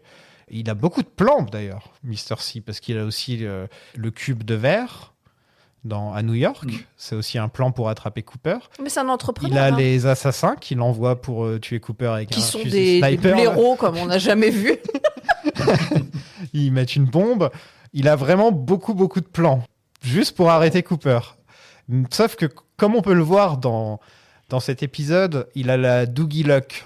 Il a la chance à la Doogie. C'est que à partir du moment où le personnage de Doogie Cooper existe, il a de la chance tout le temps. C'est vrai. Il a tout le temps de la chance. C'est un personnage... C'est... comment on appelle ça déjà? L'idiot... L'idiot du village. Pas l'idiot du village. Un peu. Hein. J'ai envie de dire l'idiot merveilleux. Je sais plus, il y a une expression pour ça. C'est les losers magnifiques. Le loser magnifique, voilà, qui en gros, on se moque souvent de lui, mais c'est lui qui gagne à la fin. L'anneau tombe sur le sol et Doogie se transforme donc en bille dorée. Et voilà, c'est pas aussi simple que ça, ce que je suis en train de dire, mais Mike remet l'anneau sur la table, qui est pas en formica. Et, qui est en marbre, avec un pied elle en or. Tiens, on parlait d'or. Tu vois et par rapport à ce que tu disais tout à l'heure, effectivement, ces bulles, ces billes, tous ces motifs, on les voit dans les tableaux de Lynch depuis longtemps. Mais là, je suis allée à l'expo qu'il y a à Prague, au musée d'art contemporain. Et en fait, il y a des dessins de lui des années 60, donc des trucs que j'avais jamais vus. Et déjà, il y avait la bulle. Dans les années 60, il y avait déjà ce motif-là. Je viens de faire une grosse connerie, là. Attends, on a une catastrophe. Le chat s'est réveillé. Sofiane a renversé de l'eau. Ah. Tout va bien, chaton. Tout va bien. Alors, c'est rien. Est-ce que le chat va bien? Le chat regarde son père en mode « Papa, qu'est-ce que t'as fait ?» Cooper veut toujours être le centre de l'attention. Bien Alors, sûr. qu'est-ce qu'on disait? On disait que les motifs des bulles... Enfin, moi, je vous disais que j'ai vu des dessins de lui des années 60-70 à l'expo de Prague, que je conseille très, très, très fortement. Elle est incroyable, cette expo. Et que déjà, ces motifs-là apparaissaient. Des têtes en bulles, des têtes qui ressemblent à des cailloux. Ouais. Enfin, c'est un truc qui l'a obsédé toute sa life. C'était pas un de ses tout premiers courts-métrages qui ressemblait un peu à ça? Sur les 4 mecs qui vomissent? Les Six Men. Six Men, ouais. Il y avait un peu aussi un côté comme ça. Ouais. Puis là, on voit quand même 2 personnages qui vomissent dans le film. Donc il y a aussi cette... Et ça nous suffit. Hein. Ouais, mais tu sens que Lynch a quand même une petite fascination sur... Sur la gastro? Ouais. Et je pense que Mr. C, pardon, vous pensez qu'il bossait avec le doppelganger de l'évolution du bras pour envoyer Cooper dans le monde existant? Parce que dans l'épisode d'avant, on voyait l'évolution du bras qui disait « Je suis le doppelganger », machin. Et ensuite non existante, et c'est là que Cooper est envoyé dans le monde, la zone mauve. Et je me demande donc si Mr. C n'a pas un contact dans la Black Lodge, un peu comme Cooper à Mike pour son lien. Et je me demande s'il n'y a pas aussi Mr. C qui a peut-être encore un lien avec justement les forces du mal de la Black Lodge, c'est-à-dire les doppelgangers. Il y a des contacts et puis il a l'air de savoir à quelle heure et tout ça ils vont essayer c'est vrai. Bon. De l'extraire. Il a une bonne dégaine d'intérimaire, je trouve, moi. Il a une bonne dégaine de mec en mission, tu vois, qu'on envoie partout à travers le monde pour faire des trucs impossibles et qui a pas de cœur et qui s'attache à personne. Mr. C. Grave. C'est un super mec de chez Manpower. Moi, je le vois pas du tout comme ça. Moi, je le vois comme le mec qui a divorcé 3 fois, qui va jamais voir ses gosses. Oh putain, c'est le mari de la meuf qui dit 119 en fait. Il porte des chaussures en croco et tout. Enfin, tu sais, il a quand même il a une vibe, tu vois, qu'un mec que tu pourrais voir au fond d'un dive bar un petit peu et qui pense qu'il est meilleur que tous les autres autour. Ouais, mais il est méga toxique en fait. Ouais.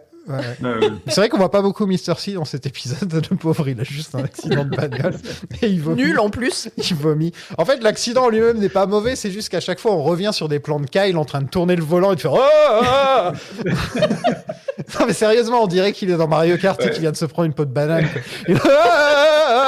J'étais premier toute la course, putain. Font chier avec leur truc de tortue là. Someone manufactured you. Cooper sort d'une prise électrique Et Jade retrouve donc un Doogie beau gosse et très bien habillé. On pose pas de questions, on passe à autre chose. Il a pas de chaussures, il a perdu son pins. Il a un trou à la chaussette. Il est... Ah ouais. Ouais. Ah, j'ai même pas vu. Ah, ça m'a marqué, Ouais. ça. C'est Il a un très trou à la Il étonnant. a le gros doigt de pied qui dépasse. C'est très étonnant de la part de Cooper. Mais quand même. ouais, c'est pour ça que ça m'a C'est pas le marqué. genre à avoir. Cela dit, je réfléchissais. Cooper n'a pas de maison. Il vit avec sa valise et il vit d'hôtel en hôtel là où le FBI l'envoie en fait. Donc il a des trous. à Et donc, sa est-ce qu'il a une maison, Cooper? Et donc, est-ce qu'il peut s'acheter des fringues? Est-ce qu'il peut...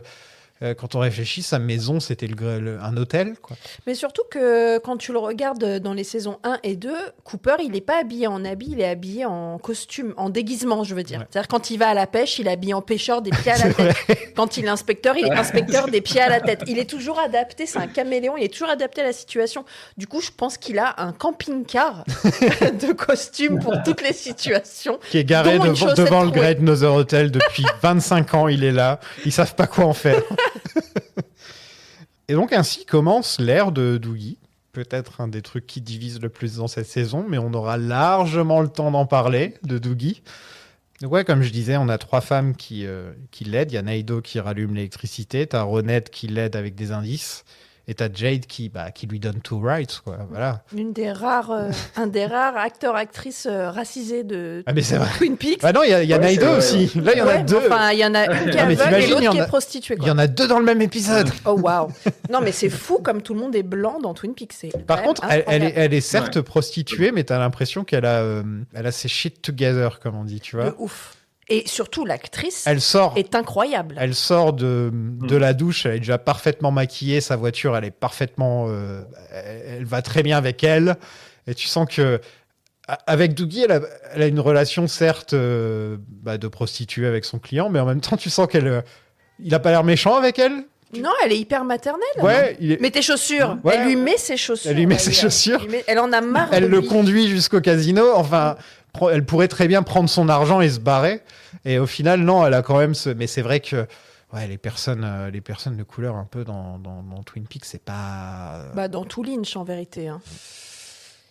Hmm. Bah, Ouais. c'est Ouais, quand fou. même, hein. C'est fou. Ouais. Comme c'est monde des blancs. Ouais, il est très banlieue américaine. Blue Velvet, tu vois l'image Ouais, de là où Blue il a Velvet. grandi, quoi. Ouais, voilà. il Ce est très monde-là, comme et ça. c'est le monde, et il n'a pas vu que le monde avait changé, malgré le projet qu'il avait fait avec son fils, là, The Interview Project, où ils avaient interviewé plein de gens.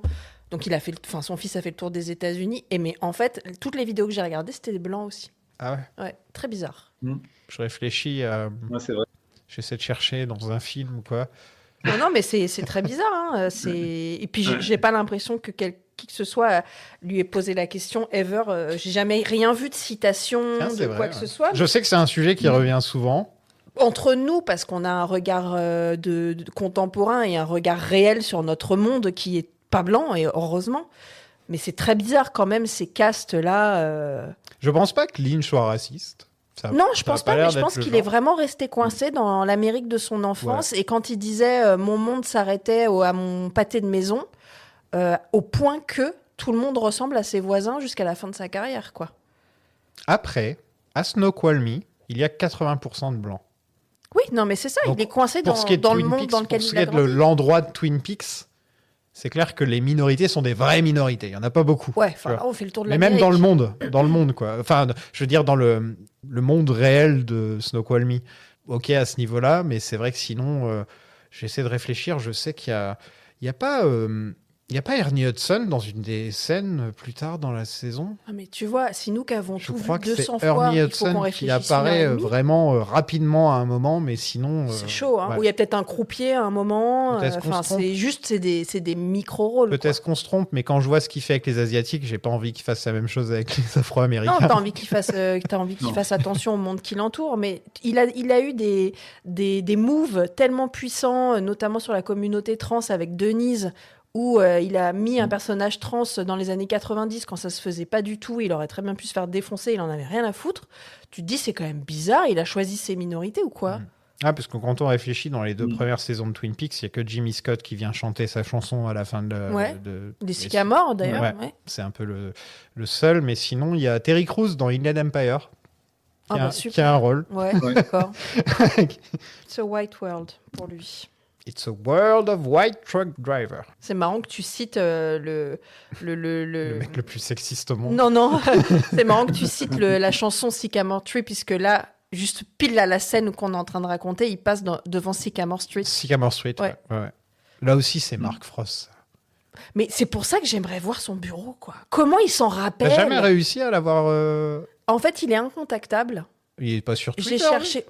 Tu crois que je vais lui envoyer D'abord, je suis plus sur Twitter déjà. Non, mais il est sur Twitter, Mais, je sais, Mark Frost. Ouais, mais enfin, je vais pas lui faire un message genre salut Mark Frost.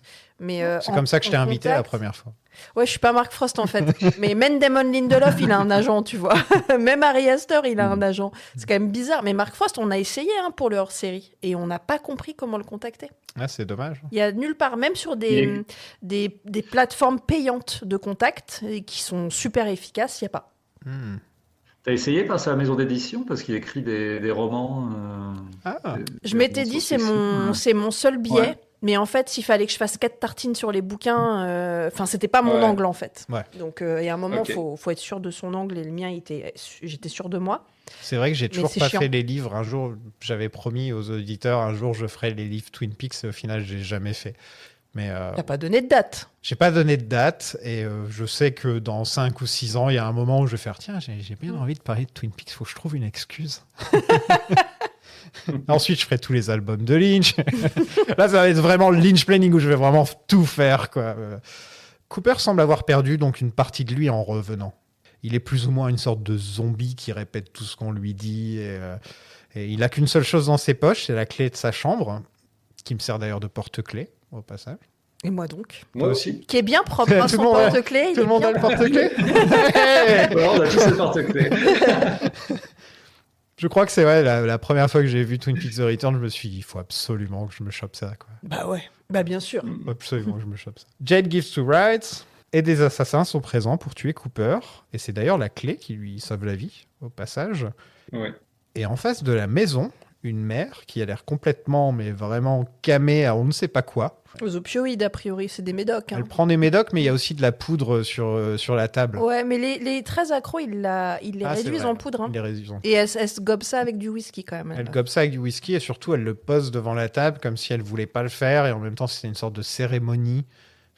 Comme si elle prenait l'hostie, quoi, tu vois. Oui, moi je me suis dit c'est son dernier. Les boîtes elles sont vides, Ah, c'est son dernier. Et une fois qu'elle a fini ça, elle est foutue.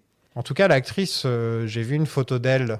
Elle a rien à voir avec ça. Ah, C'est toujours drôle quand tu vois des acteurs qui font des accros au crack. Par exemple, Wendy dans Breaking Bad, qui joue Oui, l'accro au crack, oui, et oui. que tu la vois en vrai, ça fait normal. Enfin, elle a rien à voir. Et c'est là que tu vois le maquillage, à quel point ça joue, quoi. Tu peux Ouais. creuser les gens juste avec un peu de maquillage. Elle a les ongles dans Dégueulasse. ça, mais vraiment. Et il y a son pauvre gosse qui mange des crackers. Qui mange, c'est des céréales et il a complètement déchiré la boîte pour aller dans le Ouais. fond. D'ailleurs, il y a une lampe qui est bizarre et c'est Lynch qui l'a faite. On est d'accord. J'ai pas réussi à trouver de photos. Ah, j'ai pas. Mais il y a j'ai une pas lampe fait gaffe. où c'est obligé, c'est Lynch qui a mis sa lampe. Il a dit hey, hier j'ai fait une lampe. Là pour la met là. Et sinon elle joue aux cartes aussi, un peu comme Mr. C avec sa carte dans l'épisode précédent. Elle répète 119 qui est l'inverse de 911 quoi, du numéro que t'appelles quand t'as besoin d'avoir les urgences. Et Quoi. Dieu sait qu'elle en a besoin. Elle en a besoin. Et je pense que dans cette saison, c'est pas vraiment abordé, ça dépend des fois. Mais les gens qui sont drogués ont pas une connexion avec la Black Lodge, mais ils sont un peu comme s'ils avaient un pas un petit peu dans ce monde-là. C'est-à-dire le fait qu'elles disent 911 à l'envers, ça te fait forcément penser au Bien fait sûr. que c'est la Black Lodge. Et je crois plus tard dans la saison, il y a des moments où la drogue est citée, ou notamment avec Red, Bah oui, le avec mec Red, de- par exemple. Ouais. Il y a Ouais. des personnages où ça revient et on sent que la drogue les met dans des états comme s'ils étaient possédés par Bob. Oui. Non, par contre, ce qui est important de raconter, c'est que souvent on dit, et on vient un peu de le dire en parlant des personnages racisés inexistants, mais souvent on dit que Lynch est déconnecté de la réalité. Mais en 2017, c'est-à-dire quelques temps après l'explosion de la crise des opiacés, il l'a quand même mis dans sa série. Donc il n'est pas si aveugle que ça et il n'a pas tant que ça des œillères. Il raconte quand même une forme de l'Amérique réelle qui, moi, me rassure un peu dans le fait qu'il soit connecté à son monde par moment et qui s'en serve aussi un peu comme plateforme politique. Enfin, le personnage de Jacobi est aussi un peu ça. Mais ça le reconnecte avec nous. je trouve. Puis c'est une façon aussi dans la saison 3 de dire il y a 25 ans qui ont passé, l'espèce d'innocence qu'il y avait dans la saison 1, espèce de carte postale là, Ouais, c'est vrai. de C'est plus douceur, possible. là, Le romance, c'est plus possible maintenant. Le monde a changé là et il colle vraiment à ça là. Je vais juste. Tu parlais qu'il avait toujours un regard sur l'Amérique qui est normalement souvent parfait, et ensuite tu grattes un petit peu et le plan de Blue Velvet avec Bien les sûr. insectes en dessous. Et là, dans cette saison, c'est vrai qu'il va te montrer, tu vois, Mr. C, sa scène d'introduction, il va dans un endroit avec des gens qui ont l'air des Massacre à la rednecks. tronçonneuse. Exactement. Mm. Ou Sévérance, pas Oui, Délivrance. oui. Délivrance, ouais. Pas Oh, Sévérance. le lapsus. Pas Sévérance. C'est vraiment, c'est pas pareil. Vraiment ce côté plus fin fond de l'Amérique, dégueulasse. En fait, il n'y a plus de vernis à gratter. L'Amérique, elle est à feu et à sang, et elle est en plaie ouverte, et on peut plus rien cacher, quoi. Et même à New York, il y a des meurtres. Enfin, maintenant, c'est vraiment littéralement l'Amérique, parce qu'avant, c'était que Twin Peaks. On se concentrait que sur un seul endroit. Et là, quand tu regardes les scènes, on a 2 scènes à Twin Peaks. Et sinon, et c'est des scènes très courtes. C'est Jacoby et c'est Hawk, Lucy et Andy. Et c'est très court. Au final, on n'a pas beaucoup de Twin Peaks dans cet épisode quand tu réfléchis. Tu enlèves ces 2 scènes-là et tu te dis, en fait, on vient de passer un épisode entier à travers l'Amérique de Lynch, mais pas à Twin Peaks, le titre de la série. Ouais.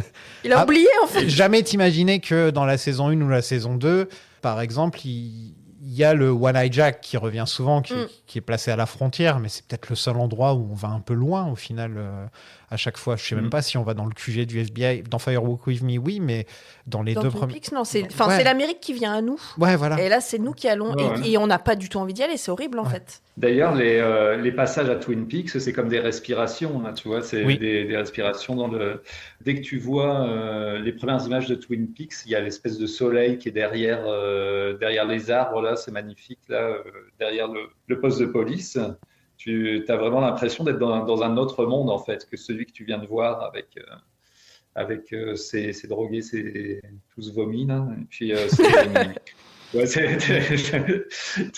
ouais, t'es vraiment ailleurs là. Je trouve que la scission entre les 2 mondes est vraiment palpable dans cet épisode. Complètement. Et par exemple, quand tu vois Jacoby, il n'y a pas de dialogue, c'est très calme, c'est juste le bruit des arbres, le bruit des animaux. La peinture. Et il fait très beau. Et pour une fois, les bois ne sont pas une menace. C'est-à-dire que quand on les voit la journée, on les voit dans un... C'est Jacoby qui, d'ailleurs, il fait ce que Lynch aurait rêvé de faire toute sa vie, d'être dans les bois et de peindre des pelles. Mais vraiment, En or. il a même son petit système pour faire tourner les pelles, etc. Fait main, très Qui est fait clairement. par Lynch, quoi. Lynch, c'est ce qu'il faisait dans sa vie, c'est qu'il allait dans les bois, ou il allait dans son endroit à lui, dans sa bulle, et il allait créer. Et je me rappelle, il faisait des live streams sur YouTube et compagnie, où il construisait un meuble. Tu te rappelles ? Ouais, bien sûr. C'est juste, aujourd'hui, je vais construire un meuble. Et ok. Bah là, quand tu vois Jacoby, ce qu'il est en train de faire, et il y a une forme de répétition qui est aussi importante dans la méditation, hein, de toute façon. Et Jacoby, tu sens qu'il il fait ça régulièrement. Il a plein de peintures prêtes. Il a son petit système. On sent que c'est limite une forme de méditation pour lui d'être en train de... Ouais. Et il y a un côté ASMR sur les bords. Ouais, c'est vrai. J'ai envie de voir une tout à vidéo de fait. 10 heures sur juste... Et je le mets pour dormir, tu vois juste Jacoby qui peint des pelles. C'est ça qu'on veut, quoi. Mais là, je peux pas spoiler les autres épisodes, mais dans toute la saison 3, il y a ce côté mantra de choses qui reviennent à chaque fois et qui soit t'apaisent, soit des inverses de mantra, des répétitions qui te filent le stress, un stress incroyable. Tu sais, Hello Johnny, how are you today? C'est hyper stressant, c'est comme un mantra inversé, quoi. C'est un des pires trucs, ça. C'est juste l'inverse même de la zénitude et de la plénitude d'une séance de méditation, cette scène. Jake give 2 rights. Do not disturb. Oh, j'adore. Ouais. Tu l'as le... Ah, j'adore. Tu l'as le... Ah non, par contre ça, alors c'est bientôt Noël. Bah ouais, c'est étonnant que tu l'aies pas. Il est temps. Donut Disturb. Ça, je le veux de toute urgence, en Je fait. l'ai pas non plus. Hawk a un petit sens de l'humour, hein, plus dans The Return que dans les autres saisons. Ouais, mais il est Ouais. plus en possession de ses moyens. Hein. C'est plus un boss maintenant, Ouais. c'est vrai. Hein. Ouais, C'est pas lui trop qui gère le département, mais on sent que bon, bah, ça fait quand même 30 ans qu'il fait le boulot, donc il est plus.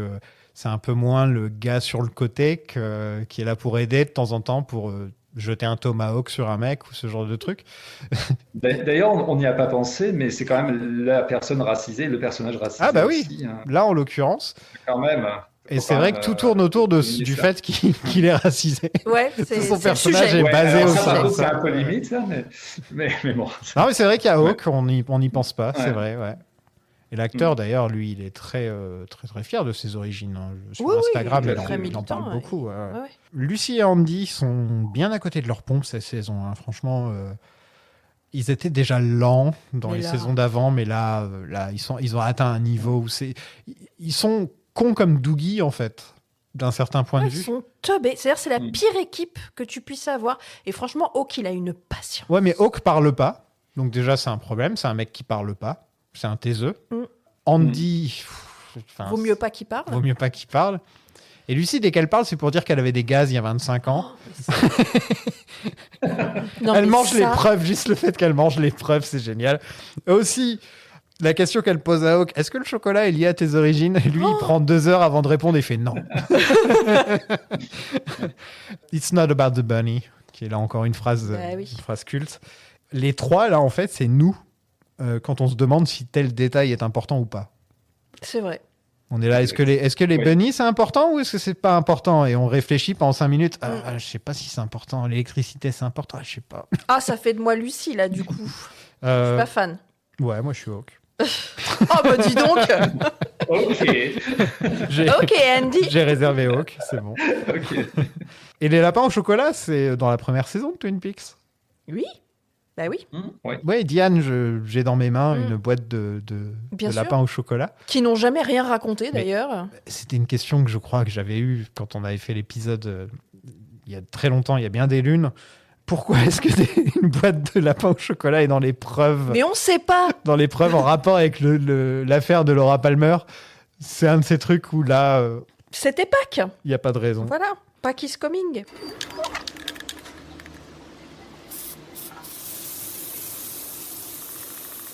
Pour revenir à Jacobi, il a ses lunettes 3D sous son masque. Mais ça, c'est C'est génial. super cool. Mais qu'est-ce qu'il voit, là, concrètement? Parce que... En vrai, ça veut dire que depuis au moins 25 ans, on ne sait pas, ça se trouve c'était déjà avant, il vit quasiment tout le temps avec 2 couleurs comme ça, Mais ouais. tout le temps. Il est vraiment chelou, Jacobi. Jacobi a un petit côté dans cet épisode, le fou dans les bois, le magicien dans les bois. Celui... Gandalf. Ouais, pour peut-être pas Gandalf. non plus. Parce qu'en plus, quand tu sais, bon, maintenant avec le recul, tu te dis, il était quand même amoureux d'une gamine de 16 ans, hein, Jacobi. Hein. C'était pas non plus un C'est bon gars. Hein. Il a caché des preuves. Mm. Voilà, quand tu regardes la première saison, il y a au moins 2-3 épisodes où tu te dis Jacobi pour être un des coupables. Hein, tu vois, c'est... Ouais, puis il est aussi maboule. C'est-à-dire, le mec est psy. C'est une blague. Complètement taré. Il a un C'est peu le seul problématique. psy de la ville en plus. Tu vois, avec Doc Hayward, ils ont eu de la chance que le seul docteur ce soit un mec aussi cool. Ouais. Par Et contre, droit. pour ce qui est du psy, c'est pas génial. Mais ouais, tu disais, un peu de paix dans ce monde, quoi, ça fait plaisir d'avoir. Tu reparles des gaz, là, de Lucie. Non, oui, c'est vrai. Mais c'est un lieu qui est à l'opposé total de celui de la scène suivante, qui est un casino. C'est-à-dire, on a un bruit constant de gling, gling, gling, gling, gling, gling, gling. On a des spots, quoi. La lumière est oppressante.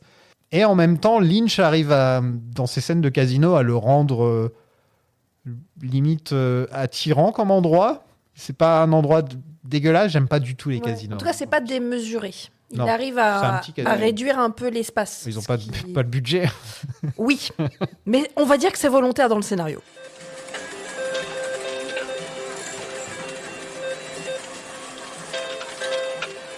Le casino s'appelle le Silver Mustang, donc un cheval blanc, un cheval argenté. N'est-ce pas? Mhm. On dirait un mec de Marvel. Hein. Silver Mustang, C'est- c'est cool en vrai. C'est quoi son super pouvoir? Il se transforme roule. en cheval. Non, parce que c'est vrai, c'est un cheval blanc, un Silver Mustang. Bah ouais. Donc, Hmm. il Encore y a eu des encore chevaux. le cheval. Il y a eu un cheval blanc dans un épisode. Dans un salon. Dans un salon. Dans un salon. Kyle était très drôle dans ces scènes, même quand il parle pas. Même dans cet état-là, il arrive à amener de la bonté dans son personnage. Il a une force quand même, Kyle MacLachlan. Hein, c'est que je l'ai vu jouer des ordures. Hein. On l'a vu déjà jouer des ordures. Bah dans Fallout par exemple. Ouais, ou dans Showgirls, c'était pas non plus Il joue même le méchant dans Les Pierres à Feu. Ouais alors dans une comédie quoi. Ouais, alors. Mais là, il arrive quand même à prendre un personnage qui, sur le papier, n'est pas simple à jouer.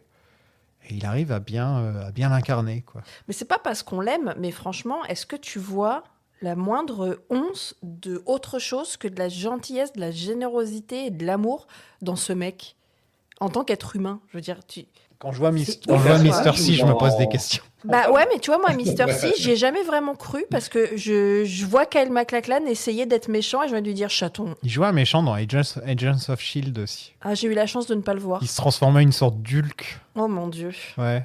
Ouais. Et il faisait équipe avec Adriana De Soprano qui avait des fourchettes à la place des Oh doigts. mon dieu. Et tu te disais, comment ces deux-là, elle a eu un Emmy, lui, il a été nommé. Mais c'est vrai qu'il jouait aussi un gars sympa dans Sex and the City. Bah ouais. Non, mais il respire. Non, l'amour. dans Desperate Housewives. Ah bah, Orson, oui, bien sûr. Mais Ouais. il était en Sex and the City. Il est aussi dans Sex Ouais. and the City. Ouais. Mais là, ouais, quand tu Ah, vois c'est bon. Doogie, et tout le monde est poli, hein, d'ailleurs, avec Doogie. C'est ça qui est intéressant. Bon, le fait que personne ne dit rien au mec qui, clairement, n'est pas bien dans sa tête et qui dit call for help, c'est un peu un parfait exemple du manque d'humanité de Las Vegas. C'est-à-dire qu'il dit call for help et lui, Mais il a un dit- billet dans la main. Il a un billet dans la main, donc on va prendre ton billet et on va t'emmener pour que tu ailles dépenser ton argent. Mm. Mais par contre, on va pas appeler de l'aide, quoi. Par contre, tout le monde est très poli. Tout le monde est très sympa avec. Il y a pas ce côté Vegas où tout le monde est un peu... S'en fout de toi, quoi. ouais, s'en fout de toi. Hmm. Et Cooper joue aux machines à sous avec l'aide de Mike, qui lui montre quelle machine utiliser. C'est pratique. C'est le rêve. Il Il dit... y en a quand même beaucoup hein, des machines qui sont prêtes à exploser dans le casino. D'habitude, il y en a une ou deux. Là, je sais pas Ouais. comment ça. Là, il y en a beaucoup. Là, il y en a Ouais, beaucoup, la voilà. faillite est Ils en proche. montrent au moins Et- 6-7, ouais. Mm. ouais. Ouais, il va y avoir la Black Lodge qui agit un peu sur le monde. Here's $5. Call for help. Call for help. Cooper dit hello, oh, oh, oh, oh. Il devient Mr. Jackpots officiellement. Il gagne plein de jackpots. Il y a Sabrina Sutherland qui fait un petit caméo Ouais, au passage, on l'adore. qui est Ah, moi, je l'avais pas productrice, reconnu. la productrice de Mm. Lynch et aussi pas son Son bras assistance, droit. mais son bras droit, ouais, voilà. Mais ça y est, on est à la vitesse Doogie là. Ça y est, on est au rythme Doogie. On est dedans. C'est une très bonne introduction, une très bonne manière de nous montrer que maintenant le rythme va changer un petit peu. Ouais, tu peux dire. On n'est plus dans la Black Lodge, maintenant on est dans le monde de Doogie. Pour rebondir sur ce qu'on avait dit là, qu'il se fait aider par des femmes pendant tout l'épisode, et puis là, il vient en aide à une femme à la fin avec. Il fait avec pas cette- exprès par contre. Il fait pas exprès, par contre. Ouais. Ouais, C'est- il lui montre. C'est plus Ouais, que lui, elle ouais. est assez intelligente pour se rendre compte que l'endroit où il a pointé, c'est vrai qu'on commence à nous montrer que même si Cooper n'a pas l'air d'être là vraiment derrière ce regard, Mm. c'est une force du bien. Ça reste une force du bien. Toujours. Ouais. C'est-à-dire que sur son passage, les gens vont grandir après son Tout à fait. passage. Même s'il est dans un état très étrange, les gens reflètent ce qu'ils veulent voir à travers Doogie. Et donc, on peut voir, grâce à lui, le meilleur de l'humain dans ces scènes, par la suite, Ouais. régulièrement. C'est-à-dire que Mm. à son travail et tout, bon, sans aller dans les détails, mais il y a ce côté vraiment... Doogie n'a pas besoin de parler, n'a pas besoin de rien faire, et juste sa présence et sa bonté fait que tout le monde se rend compte que, bon, c'est vrai, on a fait des conneries, ah, c'est vrai, c'est pas bien. Ouais, ouais. Ils J'aime avouent pas. tout devant lui. Et là, il y a ce côté-là aussi. Juste, il passe comme ça, il pointe du doigt un truc et la dame, elle gagne un jackpot.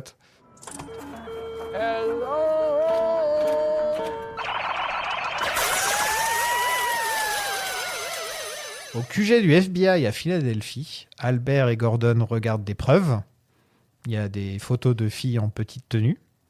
Il y a une arme. Il y a une photo d'un enfant déguisé en marin. Et il y a des haricots. l'affaire du siècle. L'affaire On voit d'un que le- sénateur qui aurait tué sa femme, on, voit d'un que le, gouverneur. on voit que le FBI est encore Ils ont bien. du taf. Hein. Je pense que c'est une blague, plus qu'autre chose. Ouais. C'est plus, encore une fois, ils se moquent un petit peu du spectateur, où on met des choses qui n'ont rien à voir ensemble sur une table et on est là genre, Je me demande Je ce me que demande, ça veut ouais. dire. tu sais, les lapins au chocolat, quoi. Ouais. C'est un peu la même chose. C'est même une scène qui fait un peu écho, justement, où ils sont autour d'une table à regarder des preuves. Et celle-là, Lucie l'a pas mangé encore. Elle n'a pas mangé. Elle Mais n'a pas mangé les néanmoins- haricots. On est sur un féminicide et moi j'insiste quand même sur le fait qu'il y a quand même de la politique et de la dénonciation sociale dans cette saison 3. Parce que c'est un gouverneur. C'est un gouverneur qui aurait tué sa femme et on fait comprendre dans le dialogue que ce serait mieux que ça s'ébruite pas. Ah, j'ai même pas remarqué. Mm. J'ai même pas remarqué. J'avais plus cette image justement que c'est un crime aussi grave qu'un gouverneur, quoi. Voilà, comme si un ministre tuait sa femme et il se retrouve devant des preuves aussi bêtes. Aussi C'est débile. ça que je trouve génial, quoi. Je sais pas s'il y a un message ou quoi que ce soit ou c'est juste Lynch qui voulait montrer la stupidité de la situation en disant voilà quelque chose de très grave, genre le président a tué son fils. Et Et il mangeait des flageolets. et voilà, en même temps, il y a des flageolets sur la table. Il y a des photos qui n'ont rien à voir ensemble, dont la photo de l'enfant, où vraiment on dirait qu'il y a quelqu'un qui a mis la photo d'une autre personne Ouais. sur la photo de l'enfant, non Oui. Ça a l'air d'un énorme Photoshop Ouais, un peu de comme- stagiaire. Ouais, il y en a Ah un ouais. autre dans le même genre dans les épisodes d'après, avec Wally Brando. On rencontre l'agent Tammy Preston, incarnée par Christabel, qui était la muse musicale de David Lynch. Elle a des cheveux mauves. Qu'est-ce qui s'est passé, Christa? T'as déjà remarqué que ses cheveux, qu'elle a dû faire une teinte? Ses cheveux vont pas du tout dans cette scène. Oui. Et en fait, elle a la même couleur Oui. que moi. Et... Ouais, c'est vrai. Oui. Elle a la même, exactement. Elle a la même couleur que Exactement, moi. sauf alors que toi, c'est le c'est pas- Schwarzkopf. Sauf que toi, c'est pas rousse, quoi. T'as pas Ben non. essayé d'être rousse. Non, c'est hyper. Non, je veux absolument être violette, mais oui, c'est très bizarre parce que Ouais. c'est pas du tout la couleur de cheveux qu'elle aura plus tard. Elle l'a pas plus tard. Non, elle est rousse. Ouais. Enfin, elle est rouge. Mm. Enfin, c'est une fausse couleur qu'elle a de toute façon. Mm. C'est pas une vraie couleur de cheveux, mais oui, sa couleur de cheveux est hyper chelou. Ouais. Puis quelle actrice. Hein. Ouais. Qu'est-ce qu'elle joue bien. Oh là, Elle est tellement naturelle, elle est tellement. Tu sens vraiment que c'est pas parce que c'est Lynch pas son couchait avec. métier.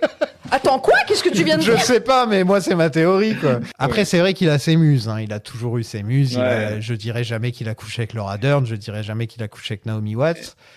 Il y a une scène où il mate son cul pendant au moins 30 secondes quand elle part marcher, tu vois. Ah.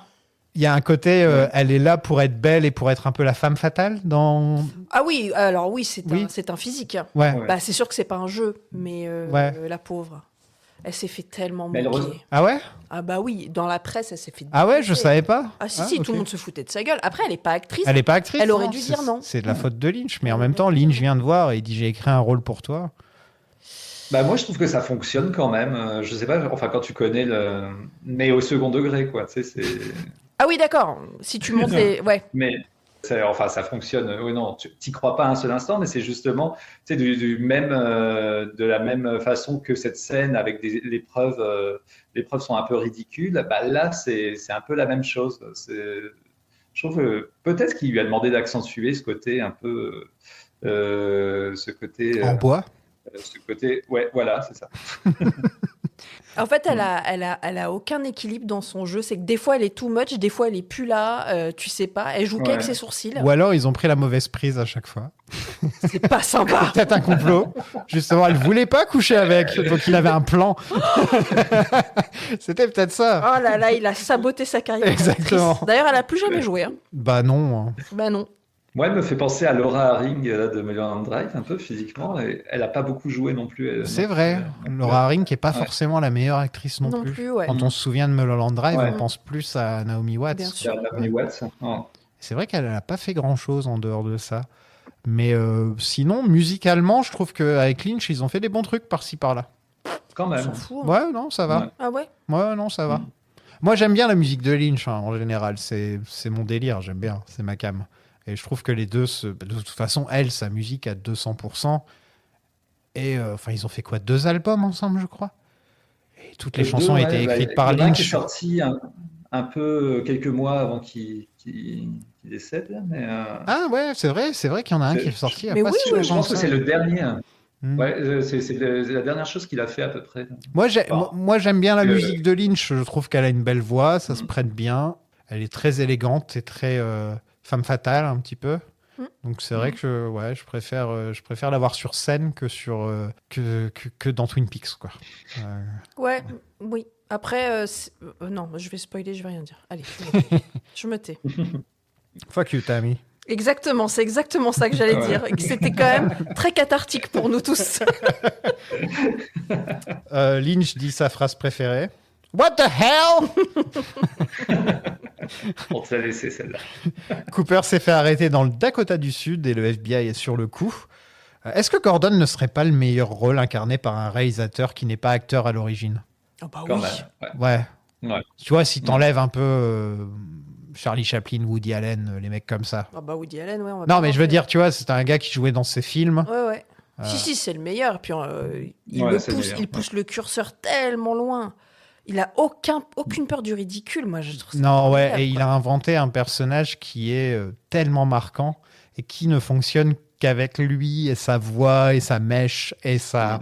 Il y a un truc qui ne fonctionne vraiment qu'avec la tête de Lynch parce que il sourit pas souvent en tant que Gordon. Il est très...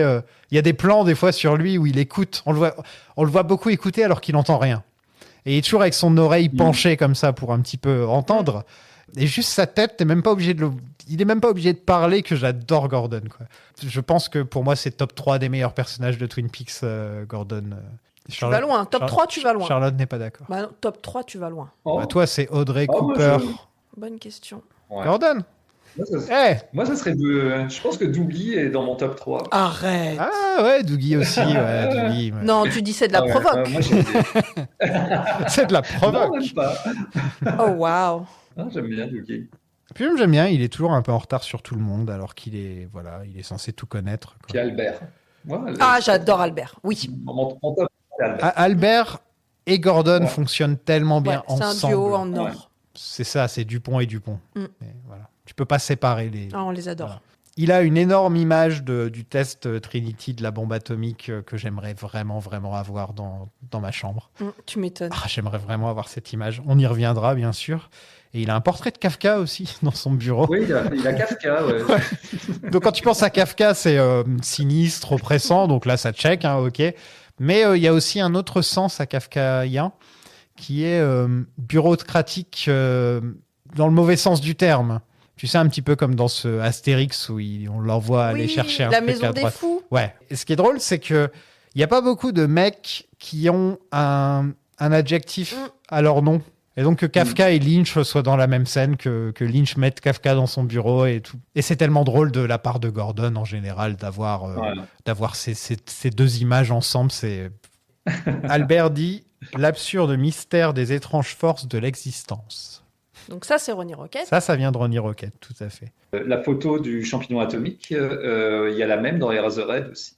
Ah oui, c'est vrai. Ah, mais Jean oui. Razorhead, tout à fait. Ouais, je sais pas comment j'ai En oublié plus ça. petit. Non, c'est juste tout ce qu'on a dit auparavant, c'est important. Important. Il n'y a rien qui est important. Bah si, tout est important. Sinon, on ferait pas le podcast. C'est important en même temps. Est-ce qu'on fait vraiment un podcast? Est-ce que j'ai vraiment lancé l'enregistrement? Mais c'est Ouais. le rêve de qui, Parce au que le final premier épisode n'est toujours pas sorti. Si ça se trouve, Ouais. c'est juste pour Arrête, t'inviter me et dis parler. Hein. Ne me dis pas ça. C'est Dans juste pour t'inviter Dans quelle à année parler. sommes-nous? Ah tiens, j'ai envie de voir Charlotte en ce moment. Albert, we're headed for the Black Hills of South Dakota. The Black Hills? Seriously?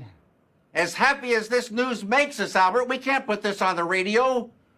Perfect. I've been dying to see Mount Rushmore. It's good you want to hurry. À la Roadhouse, les Cactus Blossoms jouent leur chanson Mississippi. Et les moments finaux un petit peu dans la Roadhouse, c'est quasiment un petit oasis à chaque fois, quoi, au milieu de l'attaque constante des sens et surtout de l'audition. On s'en prend plein les oreilles. En tout cas, dans la majorité des épisodes où on voit la Roadhouse à la fin, c'est souvent des chansons un peu zen.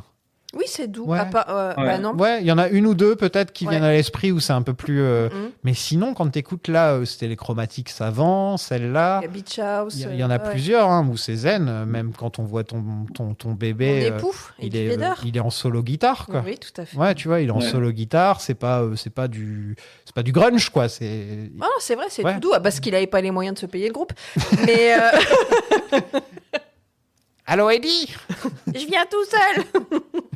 Et l'épisode est dédié à Don S. Davis et Miguel Ferrer, qui apparaissent tous les deux dans l'épisode, puisqu'on voit le Major. Moi, j'avais interviewé Miguel Ferrer Ah, trop bien. en 2015 ou La chance. 2016.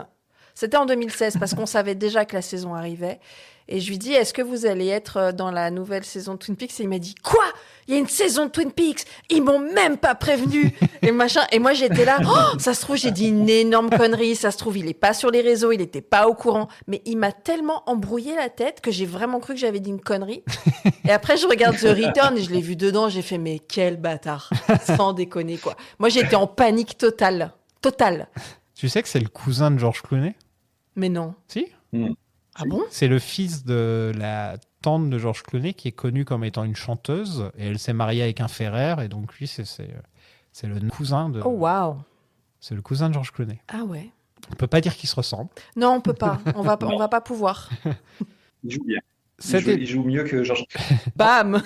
En tout cas, cet épisode est un peu à l'image d'une fameuse scène de tournage de Lynch qui dit Who the fuck cares how long a scene is? Qui en a quelque chose à faire de la longueur d'une scène? Ça lui va tellement bien. Et Twin Peaks The Return, c'est ça, quoi. Ouais. Et nous, on care parce que des fois, on est fatigué. Ouais, quand on les enchaîne et tout, c'est pas pareil. Quand tu te poses comme ça, je trouve que ça passe très bien, quoi. Ouais. Moi, je dis ça en présence de quelqu'un qui a mis Doogie dans son top 3, mais moi, il m'épuise en fait. Doogie, il m'épuise. T'en as déjà marre de Ah, Doogie. Doogie, je supporte pas, en fait. Ah ouais. Ah non, je te jure, Moi, j'en voulais plus, moi, de Doogie. Ah non, on en a Ah non. assez. Hein. Je pense qu'on en a assez de Doogie. Ah non, Sans aller Bibou dans les Tabou. spoilers, on a assez de Doogie. Un épisode assez stressant quand même pendant la majorité de l'épisode, c'était tendu. Mais j'avais enfin des trucs à dire par rapport aux deux premiers où c'était un peu plus calme. Au final, ça posait les Plus bases. violent, mais plus calme. Ouais, là on a du mystère, on a du plot, on a de quoi se mettre des choses sous la dent, quoi. Très très très très bon épisode pour moi, un des meilleurs de la saison. De toute façon, avec la découverte de la Purple Zone aussi, etc., là, c'est un des plus intéressants, des plus. Il pose vraiment des bases aussi de tout ce que va être la saison, le reste de la saison. Et puis, il y a beaucoup de personnages. Aller au Ouais, beaucoup de FBI et personnages. revoir Gordon Cole, ça fait tellement plaisir. Enfin, Mais là on a vraiment 3 exemples de ce que va être un peu la saison, avec la zone mauve. Là on va avoir des moments mindfuck hein, dans le reste de la saison, voire même plus que ça. Ouais. On a le FBI qui est de retour, qui sera vachement présent, que ce soit Gordon, Albert et Tammy, ils sont vachement présents sur toute la saison. Et on a Doogie. ouais. Donc on a un peu vraiment les 3, un peu de teaser de ce que la saison va nous donner, quoi, je trouve, dans cet épisode. Et j'ai hâte de voir le prochain déjà. Je sais que Doogie boit du café dedans. Bah, ça alors. Coffee Coffee Ah, je vais te faire chier avec Doogie. Oh là là, c'est pas juste. Moi, je suis sympa. Et... Parce que Doogie répète tout ce qu'on lui dit et moi je répète tout ce que Doogie dit. Arrête. Non. Ça va être un cauchemar. Call for help. The absurd mystery of the strange forces of existence. Merci beaucoup Rod de nous avoir rejoints. Bah, merci à vous, là. Merci des invitations. Et puis, c'était un plaisir depuis le temps que j'écoute le podcast. Enfin, depuis le temps. J'avais écouté tous les épisodes, donc je suis content de participer à la nouvelle saison. Il a même écouté les épisodes de 2017. Ceux qui n'existent Ouais. plus. Les épisodes bannis. Carrément, quoi. On se retrouve la semaine prochaine ou dans le prochain épisode. On verra quand est-ce qu'on peut enregistrer On ça. verra Charlotte. quand, ouais. Ouais, on aura Cécile normalement Oui. avec nous. Cécile qui était déjà devenue pour une grosse partie de la saison 2. Hein. Ouais, qui est une On avait vraie fait ça à fan, distance à l'époque, si d'amour. je me trompe pas, ces épisodes. Je me souviens d'être venue chez toi avec elle. Donc, on est venu, c'est sûr. Mais Il y a un moment où elle est floue cette il période. y a un hein. moment où il y avait de la distance, je crois. Elle est floue cette période. Donc allez acheter le magazine Cinématiseur. Cinématiseur sur Monsieur Lynch par Charlotte Bloom. Ouais, et si vous le trouvez pas, Ah bah. vous pouvez faire un mail à boutique.cinématiseur@gmail.com.